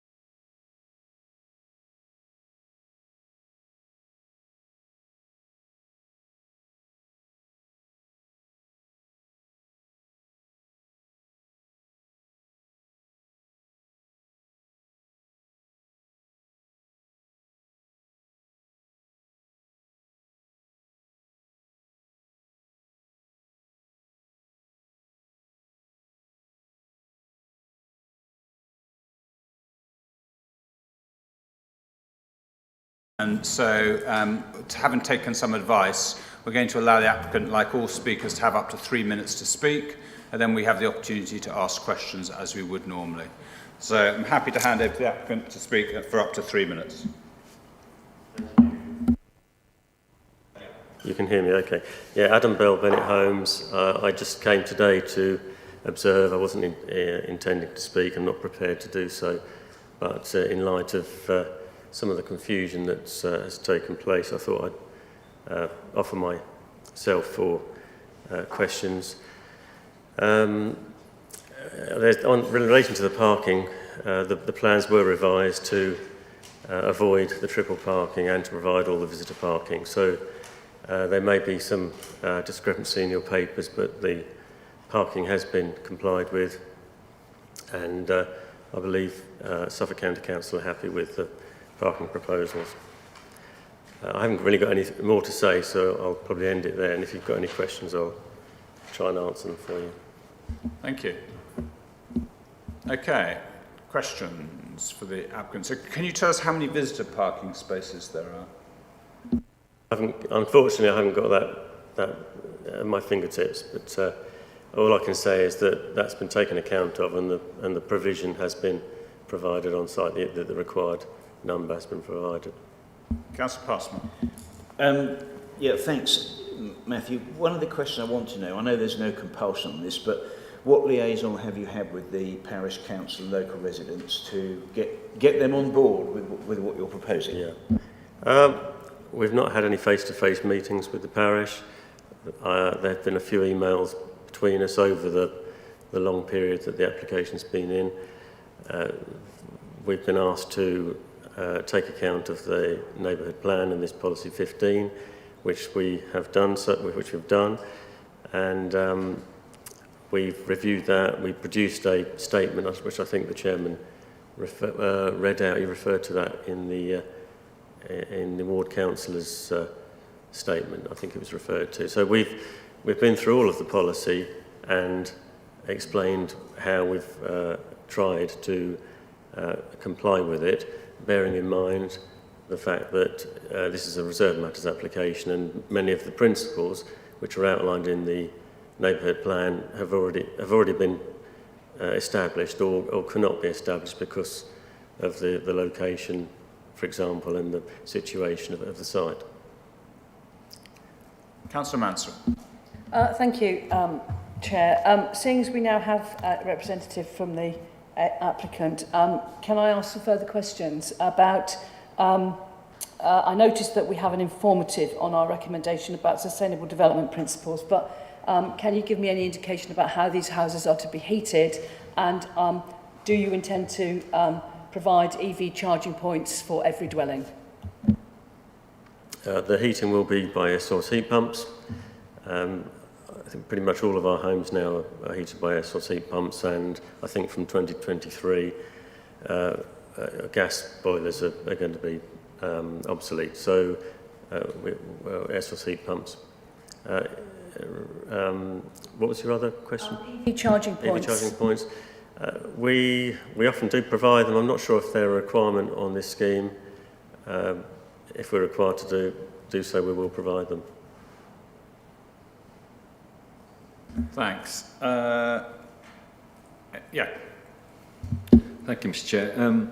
Just looking on Google Maps, the line of houses to the north of this site, Parkview, I think they're probably local authority homes, but every single one has got solar panels on the roof. So this would seem to be an ideal site for that sort of technology. Are you planning to put any on the roofs of the houses in this new development? We're not. We're complying with building regulations and all the planning policies. We're going to heat the homes with air source heat pumps. We leave photovoltaics and that type of technology to our purchasers to install if they want them or if they don't, but we're not proposing to put any ourselves. Yes, Councillor Matheson. Yeah, in light of that answer, I mean, I was going to ask a very, very similar question, actually. Would you be prepared to offer the option of photovoltaics being installed where people are buying off plan. Only, I mean, there's a large benefit in making it much cheaper and easier to fit them when you've got the scaffolding up than it is to have to come and put the scaffolding up the next year. It's not something we offer as standard. I'm not saying we couldn't entertain it. The difficulty is normally our buyers don't see the property until it's got the roof on and it's almost complete, it's plastered. So those sort of decisions need to be made at a very early stage, and it's unlikely that buyers will be in contact with us at that early stage. John, do you just want to come in around the parking place, the visitor parking, because that's something we're going to need? Yes, so in an effort to redeem myself, I've just had a look through the whole plan.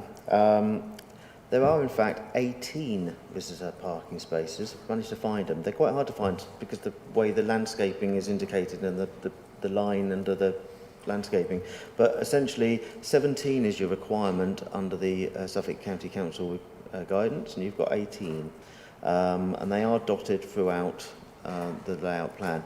If you like, I can go through each one, but they are on the plan. Well, I think if you've had the chance now to run through it all, and that's the answer. There are 18, and there's only one property with triple parking. That's we take that as read now, I think. Councillor Matson. Could I just ask Mr. Pateman-G if it is feasible, allowable for us to put an EV charging condition if we are minded to approve this application? Normally I would say no, but I did notice that in the previous application there was. So I don't know now, so I'm going to take it as the council has made one decision in that context. I'll let that, I don't know what else to say. That's what members choose, I think. Okay, any other questions for the applicant? And thank you for making yourself known, especially when we were all discussing your application. Okay, so thank you very much. Okay, members, so that's now all the information before us, up to us to discuss, debate and reach a conclusion. Councillor Matheson. Yeah, I was rather struck by the similarities in what Councillor Fleming was saying in her email regarding bringing the how a couple of the conditions which I did have open earlier, was it 190 something, wasn't it? That she was asking that they might be brought to the parish council to look at. I see that it was ecology and lighting, I think, wasn't it? She mentioned. There is actually something. The report from our ecology advisor is already available with the outline. So that's earlier than it had to be. Let's speak. But I was particularly struck that the lighting scheme had to be brought forward prior to occupation. But I wonder that perhaps we'll do better now than we did then. But you would think that the design of the lighting scheme would need to be in place a great deal earlier than occupation in practice, and I find all that a bit puzzling. And obviously we're still in the same position that we haven't got how the applicant is going to really address climate change fully.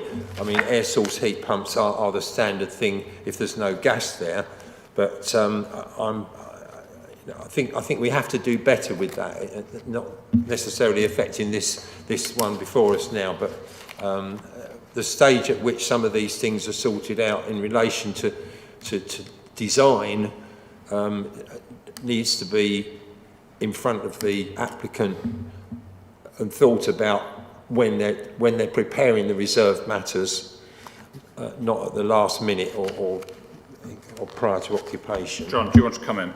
And then I've got a comment. Yeah, actually the lighting is quite a difficult one. So there's various lighting conditions.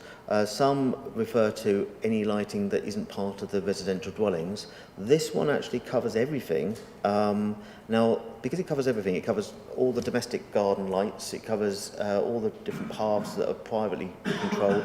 It also controls all of the adopted road lighting, potentially. Now, the adopted road lighting would be something that they would have to have a discussion with the county at a very late stage. So, in one sense, being prior to occupation is quite a sensible time frame, because there's quite a lot of different lighting components that probably need to be agreed before they can actually put a total scheme in for approval. And that's going to include the adopted road as well as all the private gardens and any walkways in between. Ultimately, the point is, if they don't have a scheme agreed, they're not allowed any lighting externally, which is the whole point, to protect the bat population in the locality, which is the reason for this particular condition, because it's about ecology, not light pollution specifically. It's more about the sensitivity of wildlife in the area.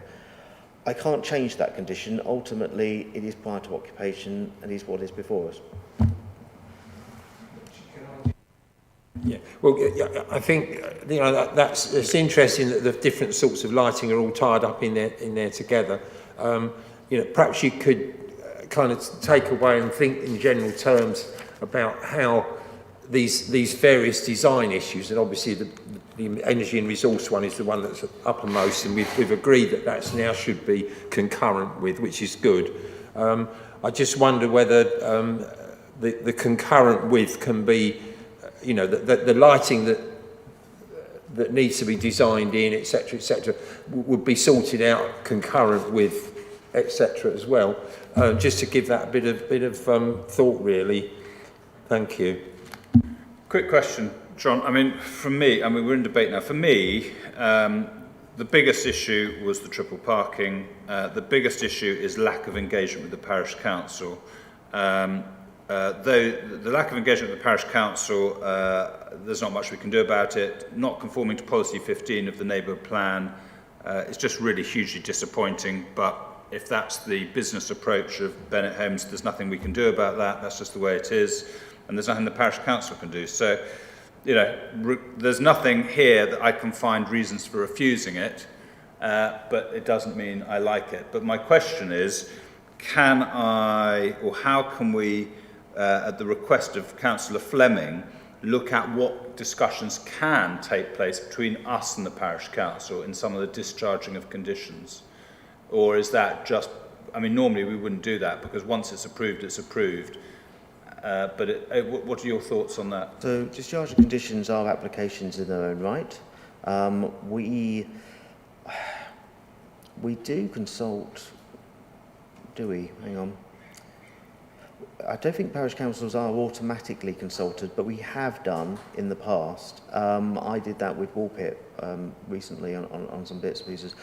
So there is no reason why we can't make a note to ensure that we, following any further conditions on this particular site, that we do inform the parish council. If the parish council are signed up to our website in a particular way, they automatically should get consulted anyway from any application that comes forward in that parish. But I can take that away with us, that's no problem. Okay, thank you. Councillor Mayor. In the paperwork, the parish council states that they find the buildings bland and lacking in local distinctiveness. Beauty is in the eye of the beholder. Well, here, the people on the ground think those buildings are bland and lacking in distinctiveness. Now, the MPPF has changed, and it includes a section on beauty. I believe we have got grounds to refuse this on the fact that the buildings are bland and lack distinctiveness, and to overcome this would encourage the developers to engage with the parish council to agree a set of criteria that remove their concern. We represent the people on the ground, and they don't like these buildings. So I may be completely wide of the mark, but I think we do have grounds And to get around that, we would encourage the developer to engage with the parish council. Shoot me down, John. Maybe this is a solution. Given that this guidance note came out, I think, was it yesterday we had that email about beauty, and it was very subjective, as you all said. I do wonder whether there are actually grounds to defer this application because we are concerned about the aspect of beauty, or however we want to put it, and therefore would urge the applicant to consult with the parish council to come up with a solution based on the reasonable grounds that when the applicant first put the application in, this information hadn't come to light. Now, I don't know how this works out as a lawful process, but I'm trying to be helpful, not to reject it, and I do agree with you, Matthew, your comments earlier. Maybe this is a way forward, because the applicant wouldn't have known about this email that arrived from the Secretary of State yesterday or the day before. So, on that basis, I would like to propose that we defer this application, which I think will be able us to take account of those issues. So that's a formal proposal to defer it. Thank you, Chair. I mean, I do share some of the views of the other councillors who've spoken, but on the face of it, for this particular site, I don't think this is that bad an application. I think it's a very contrived site, but it's got outline permission anyway. Houses are going to go here. I think it's regrettable that the applicant has not fully engaged with the parish council, and I think the adoption of the neighbourhood plan between the outline and the reserve matters has sort of muddied it a bit and made it much more complicated for us to deal with that policy 15 and all that list.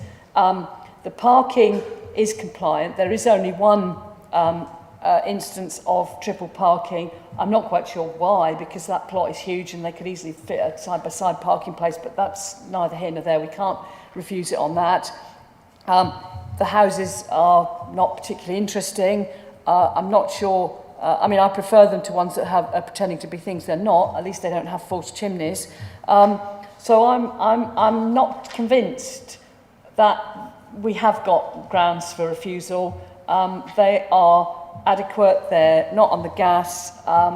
They're meeting all of the requirements. As you say, beauty is in the eye of the beholder. So what is beauty to one is not to another. So I'm not in favour. I never like deferring things. I'd rather make a clean sweep, clean decision here and now. But I'll listen to what others have got to say. While you were talking, Tim Passmore has proposed formally to defer based on the fact that we've had new information come in from the Secretary of State since this first did the rounds, and obviously since the application was even submitted, and since the papers were issued for this committee. Yeah, and the reason we were talking was because we were trying to work out if we would cause ourselves a problem in that wasn't a reason to defer the first item on the agenda. In terms of lawful and risk of challenge in that respect. Councillor Field, you were next. I mean, I'm inclined to go with Councillor Mans on this, I'm afraid. If we defer on the grounds that we need to consider whether these houses are beautiful or not, we have to accept that we don't have a local design code in place as yet, as far as I'm aware. There is obviously a generic government one that has been released. So how are we going to determine whether these are acceptable designs? To me, they look reasonable, basic. They obviously are not make-believe thatched cottages or whatever the parish council wants. And I have no idea what they want, so that's an unreasonable comment perhaps. But I'm inclined to go with the thought that this is not a bad development. It has addressed the issues of parking, which would rightly have concerned us greatly. We would all perhaps prefer to see, I say all, a number of us councillors would like to see the orientations picked appropriate for solar gain and the insulation levels and heat sources similarly selected, but most of that is not currently within the building regulations, and we're informed that we can't make those demands. Okay. So I'm inclined to accept this as it is. Okay, But I will listen. Yeah, so what we're sort of covering, we don't want to cover the old ground, so we've got a proposer for deferment. We haven't got a seconder. Do I have a seconder for that, or is that going to fail? Do I have a seconder? Yeah, you want to second that? Okay. So do anyone else want to speak on that item before we go to the vote? And then I'll bring in Councillor Mellon, who was next. So just on deferment, yeah? I'd just like to really question what we're going to gain if we're deferring it on terms of we don't think these houses are beautiful. Do we really think that the developer is going to come back and beautify all of these houses in a month's time, and we'll come back and we'll have the same old debate again? I'm not convinced that we will gain anything by deferring. Okay, and on the deferment matter, you wish to come in, Councillor? Yeah, just picking up a point on design guide. The parish has some design criteria. They believe that these houses are bland. I believe we should support them. You know, we have in many other cases supported neighbourhood plans, and I think we should here. So I take Councillor's point, but I support the parish council and their opinion that these are bland. Okay, so the first vote is for deferment on those grounds. Yes, John? Can I provide some professional advice on the decision you're about to make? Can I suggest, respectfully to the member who's made the proposal, that it is altered not to refer to the NPPF in the context of the beautiful element, but that you are looking for design considerations in respect of appearance that is before you today to be considered. And I would add perhaps that you may wish to ask us to check over the plans to ensure that they are up to date and match, and also to compare the design policy of the NPPF and provide members with a robust rundown of that policy against the proposal before you. Okay, so on that basis, yeah. I really spoke in terms of second Councillor Mayer's proposal.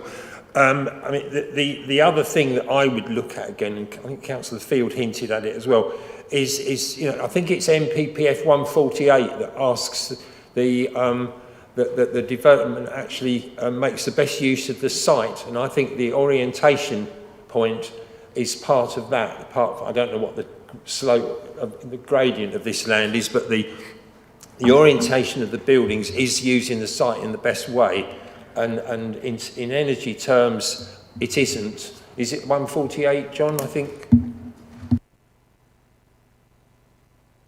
Okay. I know the paragraph you're referring to, but it is, we can, yes, but the orientation to maximise efficiency. 111? But ironically, all those policy numbers have changed in the new NPPF, so I know. I'm going to try and move this on. Councillor Mellon, did you want to come in on, because you were very patient, did you want to come in on this point before we go to the vote? Yeah, hopefully it's relevant. I just want to raise something that I don't think anyone else has raised, and which jumps out to me, is that I think we're dealing with landscaping, appearance, layout. It seems to me that the homes on the northern end of this are very, very close to the other homes, and there isn't much of a buffer in the landscaping. And that to me is a bit of an issue.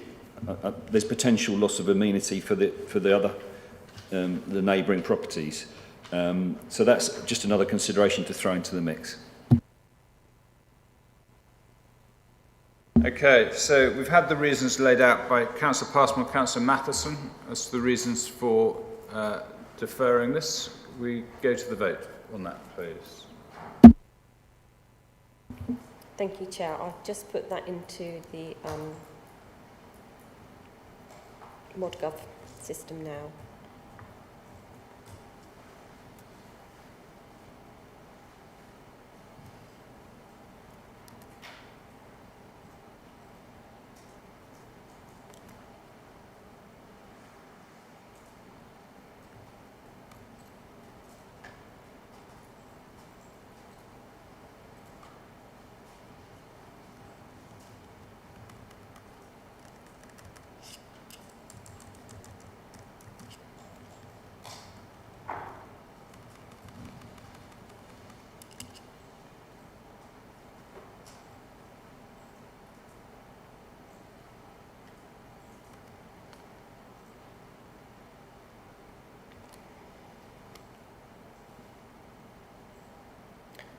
Okay, members, your vote reads that application number DC 20-03098 be deferred to allow officers to ensure all plans match in detail, explore improvements to appearance, and for officers to provide analysis of design, policy of neighbourhood plan number 15 and append design checklist. So that vote is now in progress.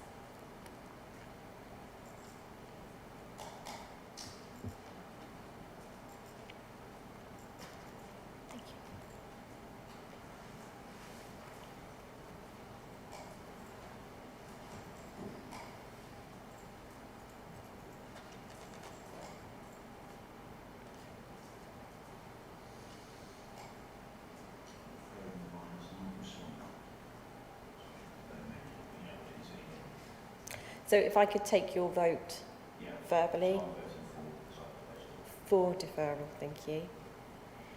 So that's 6 votes for and 2 against. Chair, that's carried. Thank you very much.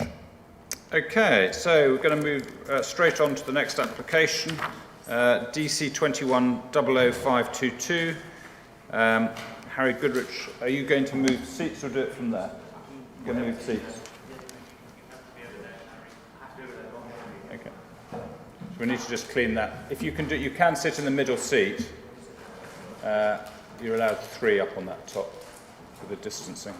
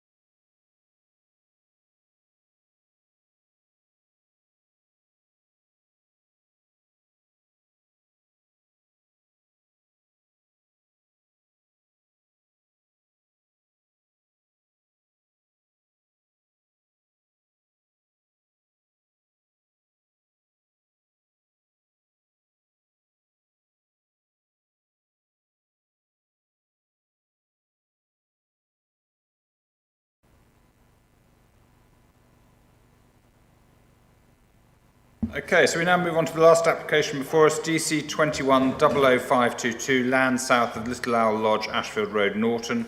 I'll now invite the case officer, Harry Goodrich, to introduce the application to the committee. Over to you. Thank you, Chair. So here we have an application at land south of Little Owl Lodge in Norton for 1 3-bed dwelling. So the site is in Norton Little Green, which is sort of separate from Norton itself. It's not considered as part of Norton in the core strategy policy CSO1, so it is considered countryside in policy terms. The site is approximately 1 mile from the services available in Norton to the west and around 3 miles from Elmswell to the east.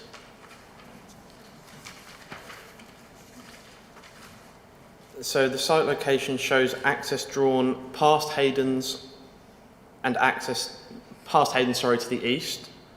It's a backland development largely beyond the existing built form. The site is closely related to the Grade 2 listed Hayden's and it is outside the built-up settlement boundary of Norton Little Green itself.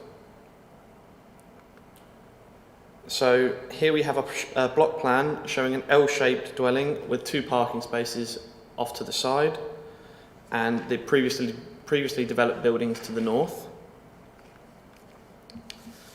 Obviously here we have the elevations proposed, including traditional agricultural materials with timber boarding and clay pan tiles. So we have the floor plan there just showing the 3 bedrooms And now we just have a number of photos. This is showing the neighbour to the west and showing the open nature of the sort of plots in the locality. Then we have a photo of the location of the actual dwelling itself, or where it's to be proposed. We have looking back from the site onto the applicant's property and other previously developed properties. A photo of Little Owl Lodge there with the sort of mixed roof pan tiles. And then that's just of a wider context showing both the previous development to the north and the Little Owl Lodge. That's the rear boundary treatment, so obviously it's quite thick and it backs onto agricultural fields. This is facing out the access to the east, the access to the east but looking west. And that's the access looking east. And that's looking down the access, because obviously you can see it is already in place. So the application is recommended for refusal on being located in the countryside and outside of the settlement boundary and is not considered sustainable development. It is also being refused for another reason as an impact on the listed building known as Hayden's and its associated curtilage listed outbuildings. This is at a low level of less than substantial harm. Thank you. Thank you. Any questions on this? Yes, Councillor Field. Could you just show me on a map which is the listed building and which it's affecting? And I don't know whether you have any photos that allow me to form a view on that myself. So the listed building itself, if I just go back, if I just pull up the constraints map for you.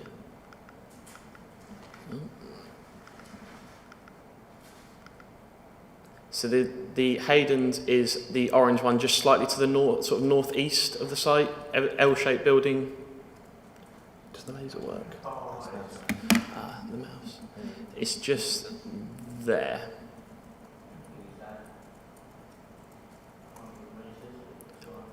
I would say closer to 50 metres. Do you have a photo at all that shows the impact of the proposed development? A photo of the listed building, that's sorry? Yeah. A photo that in any way shows the impact of the... Oh, going the wrong way, sorry. Suggested impact on that building, you know. It looks almost as though it's not visible from... They're not in the same vicinity. So it is just that, you see that pink top there? The pink sort of render, that is the listed building itself there. Okay. Okay. And obviously the access is drawn down the side of the listed building. But that there is there already. Okay, thank you. Okay. Any other questions? Yes, Councillor Manson. I was looking at you, meaning you were now. Thank you, Chair. Could the officer just point out the location of the planning inspectorate decision property that the ward member call-in refers to, which is whatever numbers is written down? I don't know the exact location off the top of my head, but that was a decision in 2017, which was when the council didn't have the 5-year land supply. So it was decided on the tilted balance, where presumption was given in favour of development because we didn't have the 5 years. Maybe I can ask Councillor Richardson where it is. Thank you. Councillor... No, it was someone, sorry. Tim, sorry. Yeah, just a very quick question going back to the listed building issue. Would I be right on that photograph you had up just there, Harry, that there are other buildings that are not listed which are closer to the listed building than the proposed site for the that we have for the application before us? I wouldn't want to speak for the heritage team in that respect, but I do believe this is a curtilage listed outbuilding. And obviously this is the listed building itself. Yeah. So the reason for the harm is the impact to Hayden's itself and its curtilage listed outbuildings. So that outbuilding is by definition because it's within the curtilage listed? I would believe so. I wouldn't... Just check, that's fine. Any other questions? Okay, we'll move on. Right, we don't have a representative from the parish council or Yeah, or an objector to speak, but Mrs. Rebecca Jennings, the applicant, welcome. And you have 3 minutes, and this is the timer here. Over to you. Good morning. Thank you for giving me the opportunity to speak on behalf of our application. We believe that the application site has been thoughtfully placed in order to ensure there is little or no impact on surrounding properties. The property itself would be tucked away and, where proposed at present, would only be seen by us, the applicants. The retention of surrounding wildlife and trees is imperative to us, and we feel the property design will blend in and enhance the site. We have recently planted an orchard to the north of the site, incorporating various species of fruit trees. Additionally to this, we have placed 2 owl boxes on or near the site, 2 beehives on or near the site, and various bird boxes, of which many, to our delight, are now in occupation. The only beneficiaries of this application would be our daughter and her husband, both of whom are key workers and have worked tirelessly through the pandemic, but still not in a position to offer their 3 children little more than an end of terrace property with a tiny garden. Furthermore, the surrounding site at present has 3 generations of the Jennings family living in close proximity. If granted permission, this property would allow the next generation to live closer to their grandparents and great-grandparents and older cousins, but enable them to continue attending their choice of education of which they are familiar with in the next village. The application is to be refused because it is outside of the settlement boundary. Last year, a very similar site was approved about 120 metres to the east on appeal. The inspector disagreed that because the site was outside the settlement boundary, it should be refused. Another appeal was allowed in a similar location 120 metres north of our site. 2 other applications have been approved by the council in the last few years in Norton Little Green outside of any settlement boundary. A low level of less than substantial harm is believed to be caused to Hayden's farmhouse. The home has been designed like a barn because the farmhouse has always had barns on the site of the house and has always been part of a cluster of buildings. If benefits outweigh the harm, the permission can be approved. Other houses have been approved nearby in similar circumstances because they provide benefits that outweigh the harm. These benefits have been providing houses that are in need locally, economic benefits from construction, economic and social benefits from the new families, and providing sustainably designed houses. We will build a number of energy efficiency measures into this house, such as rainwater harvesting, solar water heating, and renewable energy, and we very much hope that you will support our application. Thank you very much. Any questions at all for the applicant? No? Okay. Thank you very much. Thank you for joining us. Next, we move on to the ward members. Now, we have 2 ward members, Councillor Harry Richardson and Councillor Wendy Turner. I've got a written statement from Wendy Turner. Do you want to go first or second? Okay, so I'll read out the comment from Councillor Wendy Turner. Just to let you know, I'll be supporting in your decision to refuse the planning application for the above application on the grounds that you have stated. It is outside the settlement, built-up area boundary, and is not in a sustainable location. There is no suitable footpath or cycle path to the main part of the village where all the amenities are located, so reliance on a car would probably be necessary, as currently there are very few buses. Best wishes, Wendy Turner. Over to you. Thank you very much, Chair. I just thought, by way of sort of introduction, I would just obviously point out that this is quite an unusual application to be considering, that it's not often a ward member calls in a single dwelling because they think it should be approved. And I'm happy to talk through the context as to how and why it came to the point where I felt the need to call in the application. And I can pick that up in the questions afterwards if that's helpful. But for what I wanted to say sort of here and now, I wanted to sort of talk through the merits or otherwise of the application itself. So just again, by way of context, I think the last time I came before this committee was for the Hawes Lane application, which is also in Norton. And I think during that debate and discussion, there was numerous councillors made the point that they wanted to see more affordable housing in rural communities like Norton, and just did a bit of background research yesterday. The cheapest property currently for sale in Norton, which is a 4-bedroom new build, is valued at 595,000, which is just just under double what the average house price is in Suffolk at 315,000, which is not exactly what I'd call an affordable family home, which, as you've heard from the applicant, is something that's a key consideration for this application as a whole. And just picking up on what the applicant has also said, just speaking from my perspective with my cabinet portfolio, having multiple generations of the same family living in the immediate vicinity of one another, that's not just sort of a quaint and nice thing to have. I think there's real benefits to be had from a well-being perspective as far as intergenerational living is concerned. The other point which I think is quite significant here is the quality of the design that we're looking at. Personally, in some respects, I don't think the drawings necessarily do it justice, but when I look at it, so it's a single-storey dwelling in the style of a traditional Suffolk barn with black weatherboarding and red clay bricks, which I think realistically is much, much better than what we often get, which is interesting. You were fixed on that point in the previous application. And I think this is of wider interest to the district, and I'll come on to talk about that later. In terms of the actual reasons for refusal in the report, I don't think they're especially strong, and I think the harm identified can quite easily be mitigated. This came out in Councillor Mansell's question. I'm happy to touch on that in the questions afterwards. But there have been 5 applications very similar to this within Norton Little Green in the last sort of 2-3 years, where you've got exactly issues like this, vicinity to a listed building, outside the settlement boundary, but those 5 have been granted, of which 2 were inspectorate decisions and the other 3 being officer decisions. So I think there's a slight degree of inconsistency with what's in this what's in this recommendation.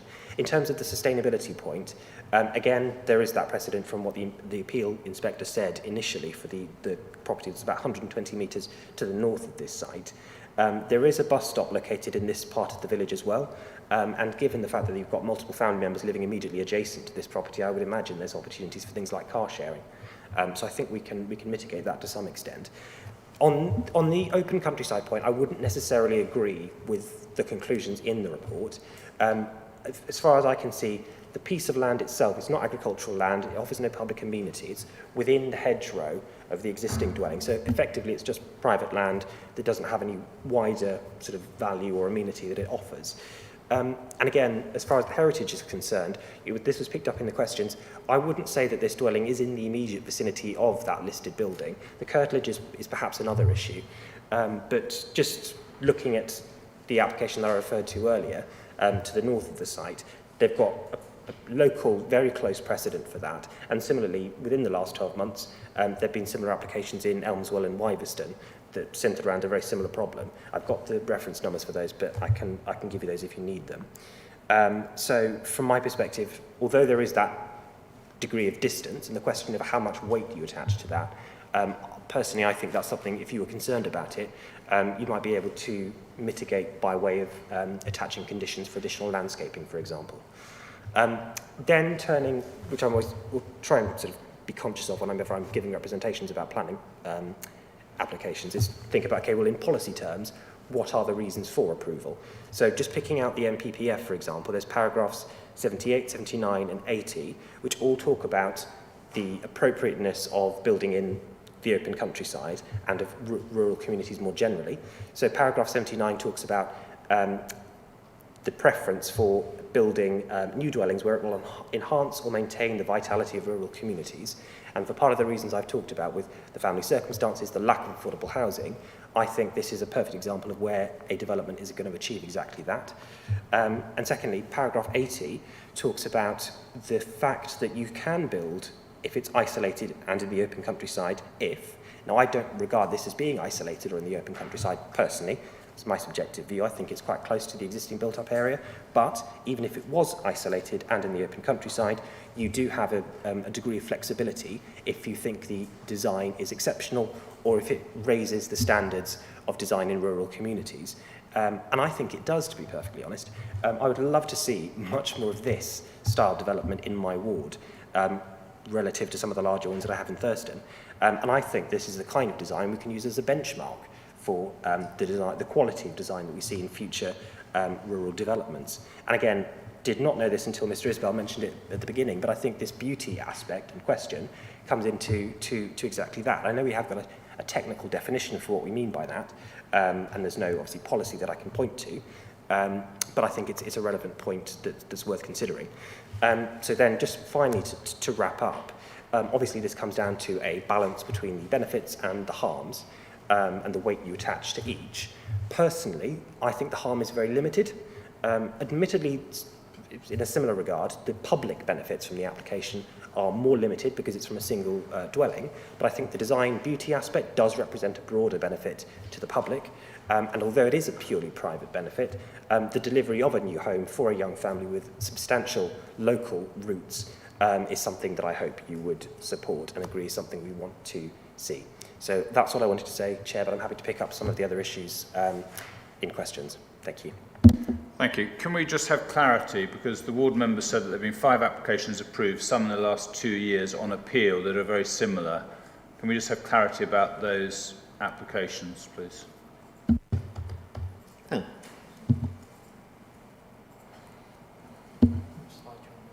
No, I just want a microphone to work. Is that working now? Yeah. Okay. Can you put this? Yeah. Could you just put the? Have you got a location plan? We just put up. So let's do some identification.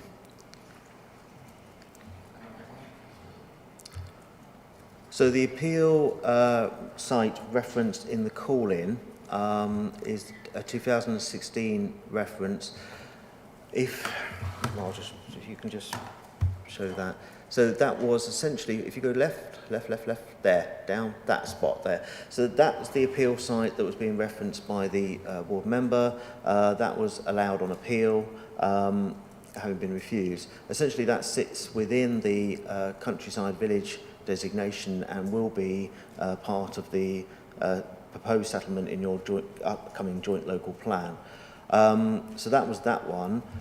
The majority of the other appeals that have been gone forward for various sizes are within Norton itself, down the road. I haven't got a plan to show you where they all are, but essentially, if you go around the corner and keep going a little bit, they are within the main core of the village itself, and they came forward at different times, one where we didn't have a housing supply. There are some there that when we did have a housing supply, but we still have to deal with the tilted balance because of the out-of-date nature of those proposals. Now, of course, with those, there weren't listed buildings involved. In respect to this application, we do have a listed building involved. This makes a slight difference to the interpretation of the NPPF in that the tilted balance doesn't necessarily apply. What we have here is if heritage is involved, then the tilted balance criteria in what was paragraph D, it's still the same, it can be pulled away, and you are looking at giving full weight to your policies on the countryside and sustainability. Can I ask a question? Were any of those other applications outside the settlement boundary? Yes, probably most of them were. Outside? They were mostly outside in respect of the main core of Norton itself. But the conditions here are different in policy terms that members will need to take a careful mindful of, but of course the judgment is theirs. Yes, Councillor Mansell. Thank you, Chair.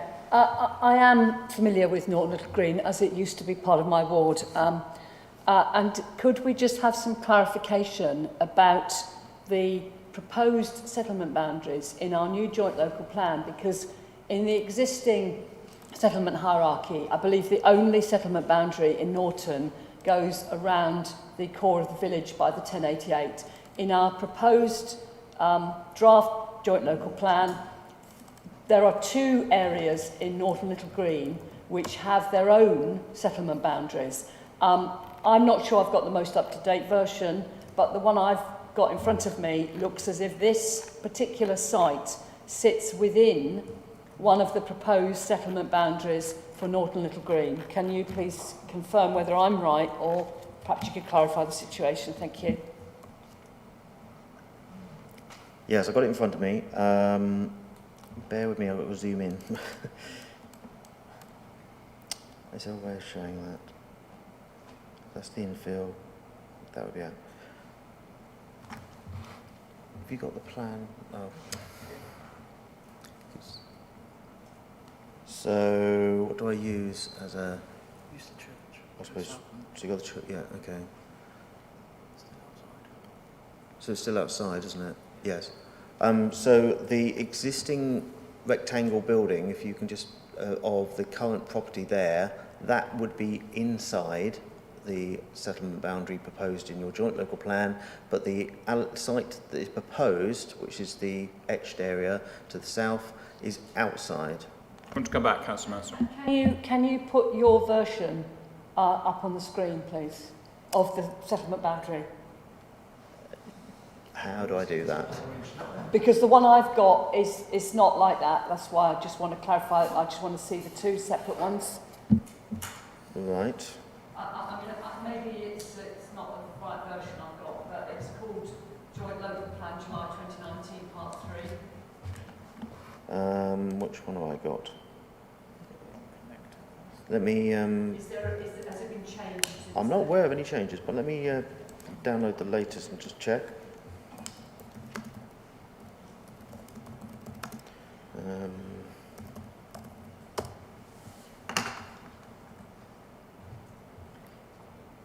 Bear with me.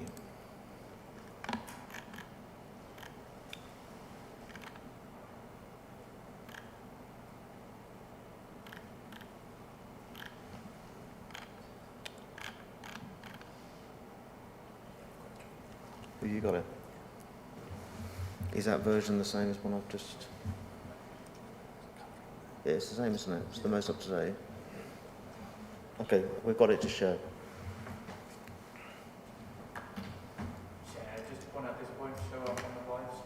Okay, so this will only show up internally, not on the live screen, but we are just looking basically at where the settlement boundary goes. No, we'll see it on our screen, but it won't be on the... On the broadcast. Ah, right, that isn't the same as the one. I've obviously got an out-of-date one. Because I've got an old one, and it's got a little kink in it that goes down around that site that we're talking about now, but I'm happy to agree that that is the new version. Thank you, that gives clarity. Yes. Perhaps I could just shed a little light on that, because a very similar situation in my ward, appeal decision and so on, and there were a number of adjustments to the settlement boundaries in the proposed joint local plan at a late stage. But the key thing is what has gone to the examination, and I agree that. Thank you. Councillor Field, you were next. Thank you. But I guess the MPPF says something about isolated homes in the countryside. The question I had really was just the sustainability issue. The distance to the village is quoted as 1 mile. Is that actually the distance to the school? Otherwise something which will be accessed a couple of times a day, or is it to some other facilities? Yes, so that would be the right distance to the school, because that's located pretty much in the core of Norton proper. But what I don't know is whether the applicant's family, their children, go to that school. That's obviously a personal context that I'm not familiar with. Councillor Mansell. Can I just clarify? It's more like 1.5 miles. Okay. But the county criteria is they pay for transport if it's more than 2. Okay. Any other questions for the ward member? Nope. Okay. Well, members, we've had all the information put before us. It's now up to us to discuss, debate and come to a conclusion.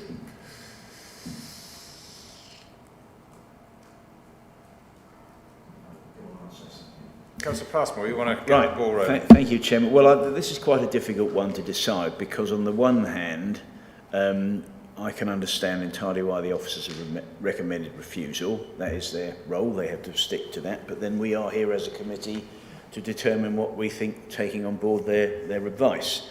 I personally can't see anything really wrong with this application, so I would probably, on balance, difficult there is, be prepared to support it, because I do think the comments that the ward member made regarding enhancing local communities, I think the design is entirely appropriate. It fits, and I don't want to get involved in this argument about whether it's beautiful or whatever, but I can absolutely see how if it does stick to that, that it would fit.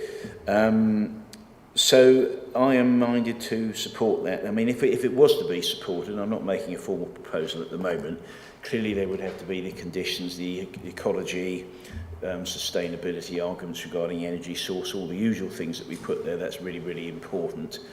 And I do think if it were to be approved, then we need to try and restrict that there's no further development in the vicinity. And I have to say, the reason I asked the question regarding the proximity of listed buildings, it's a moot point that there are probably other buildings nearer the listed building which aren't listed than the current one. But I do absolutely understand the rules regarding the curtilage and the barn, the other barn that's already there being listed. So I'll listen to what others say, but that's what I'm minded to do at the moment. But I'm not at this stage making a formal proposal. Thank you. Councillor Muller, you were next. Yeah, thank you very much, Chair. Yes, having listened to what the applicant and the ward member that's present here say, I must admit I tend to sort of go along with what Councillor Passmore says on this one. Again, I would like to hear what others say, but at the moment I'm sort of more in favour of it than against it. Thank you. Councillor Mansell. Yeah, I must say... I did say Councillor Mansell. Oh, just for clarity. It's all right. I'm sitting at the back. I can only heckle from the back, obviously. I'm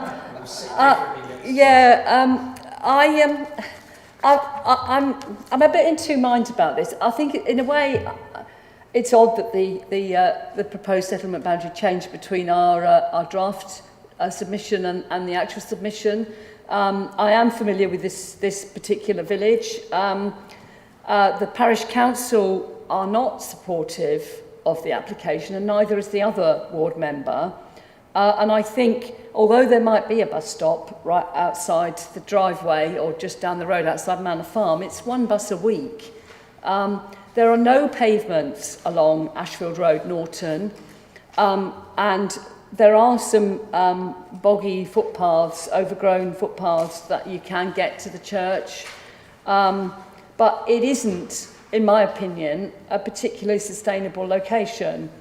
I hear what the applicant's got to say about it being a sustainable design and a family home, but you know, it's one house, and okay, we've had reference to it being affordable. I'm well aware of the fact that Norton has very few small affordable dwellings, but this is only really affordable for the family who are living in it. It's not a public benefit in that sense. I presume because it's a family building the home, it may not contribute any sill. So, although I think on the face of it, it's probably a reasonable application to try and put a house there. It is outside our proposed settlement boundary. It isn't a particularly sustainable location, and I can't really see what the benefits to the wider community will be if this house is built. So I'll hear what others have got to say before I come to my final decision, but it really isn't that sustainable, unfortunately. Councillor Field, then Councillor Matheson. Okay, I find this is not an isolated dwelling in the countryside. It's associated with a number of other dwellings. So the fact that it's outside the planning boundary is probably supported by the MPPF. On the heritage aspects, we have a low level of less than substantial harm. So it's at the bottom end of that. It is in the area we can balance it against other benefits. My feeling on sustainability, which seems to be the critical issue, is that the design is clearly sustainable and it is a benefit to at least one family. But there's the travel aspect. Is it within walking or cycling distance of facilities? Does it insist that you use private cars for transport? And I suppose my feeling is that, at 1.5 miles from facilities, it is within walking distance. I know I personally have a house which is in half a mile of the bus stop, and I can walk that and it's on a road without a pavement. It's not the end of the world. So I feel the issue on transport is perhaps overemphasised, that I personally accept that this is as sustainable a location as many, and our fantasy to an extent about using private cars is clearly they do get used, we all use them. I use one to get here today, but that use is not just based on distance from the local shops, it's based on distance from an awful lot of things, and those distances are large, even if you live in the middle of Ipswich. So I think on that basis, I'll carry on listening, but at the moment I'm in favour of this application, in favour of Okay, we've got one more speaker who wants to speak. Who's had the hand. Two more speakers, then we'll probably draw it to a conclusion. Councillor Matheson. Yeah, I think I struggle to want to go against the wishes of both the parish council, which I'm very keen on parish councils, but also the officer has assessed it as needing to be refused as well. So that's quite difficult. And yeah, I mean the bus service is well, it's derisory really. I mean you can't effectively use that. I agree with Councillor Field that it is a walk. It is a walk that one could do, and certainly it's a handy bike ride to the school, the shop, and so on. But not enough to persuade me that the parish and the officer are wrong. Okay, so not a lot to add. The building is outside the settlement boundary. That, for me, is an issue. If this were approved backfill, we could see other areas coming on stream. Heritage, I'd struggle to put too much weight on that, given there are modern buildings closer to the listed building than this one, and the fact that this proposal is for a low build, you probably couldn't see it from the listed building. Sustainability, I don't think we should underemphasise the fact that this enhances family life. It enhances one family's life, and by doing so, it will cut the transport requirements, and that I think is worth considering. It's an easy bike ride to the centre of the village, and can be walked, but it is a difficult one. I still sit on the fence, I'm afraid. I'm going to have to make a decision. Councillor Moran, can you get us off the fence? We're all in there. We've got no proposals yet. No, I'm not sure I can, Chair. Yeah, I mean, it's an interesting one, and I find the applicant and the ward members' arguments quite persuasive in terms of, you know, the benefits to family life and that sort of thing there would be here. We do have that settlement boundary coming in. It's not in yet, but you know, when the JLP's been examined, it does sort of cut across just in front of this. Now there is obviously potential there. There's a long, some sort of ex-agricultural building, it would seem to me, that is going to sit within the boundary, and potentially you could see that being a site for development instead of this one. I'm not quite sure what the ownership is there.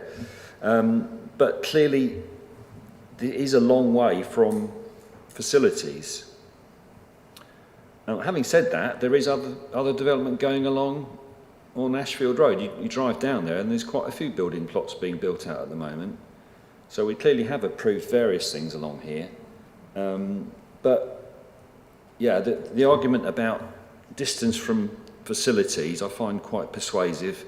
But again, you know, it needs to be balanced up with the other issues which sort of recommend this site. Okay, well, I'm the only one that hasn't spoken, so I'll try. This is one of those applications where I've flip-flopped massively. So when I read the papers, I thought I couldn't possibly support it, surely, but let's see what the officers say. And now I've had all the information presented. I've sat either side of the fence in the last 10, 15 minutes, but I have concluded that I will support the recommendation. And the reason I'm going to do that is because it is outside the settlement boundary. And that then gives, if we're wrong, if this is what members choose, and members may not agree with me on this route, then the inspector has that opportunity to be the person who will determine whether this is wrong or right. And obviously that's happened in 3 other locations or 2 other locations in the last 2 years, where actually, on reflection, the inspector has come down in favour of the applicant. For me to support this just sets that difficult precedent of approving development outside the settlement boundary, which we have always said for many years is sort of the go-to, protection that we put around. Now, if this was a granny annex for a family, then it's a whole different story, but this isn't. This is a standalone property that can be sold off in 6 months' time after it's constructed. Could be. Obviously we've heard the family story behind it, and that's not the intention. So for me, I won't be supporting, and I am actually going to propose refusal as per the recommendation and see where we go. It may get, we may have to go on, come back, but that's what I'm going to propose. But I may not get a seconder. So Matheson. Yeah, no, I will second that actually, and I would just remind members, and the chair's just hinted at that, of course, already, that the identity of the applicant is absolutely not a material consideration, and there's been quite a bit of emphasis laid on that by the speakers before we debated. But I have been reminded about that over the years in planning committees, and along with the once you've got the principle of a dwelling, you've got a dwelling, you can't take it away again, etc. Those are the fundamentals that we have to work with, and so I will while accepting that there is a balance here, I will support refusal. Second it. Okay. Does anyone, should we go to a vote on that and see where that goes? Anyone else want to speak? I think we've all spoken. Let's go to the vote on that basis then, see where it goes. If it comes back, then someone else will have to propose something different. Thank you, Chair. Members, your vote is now in progress.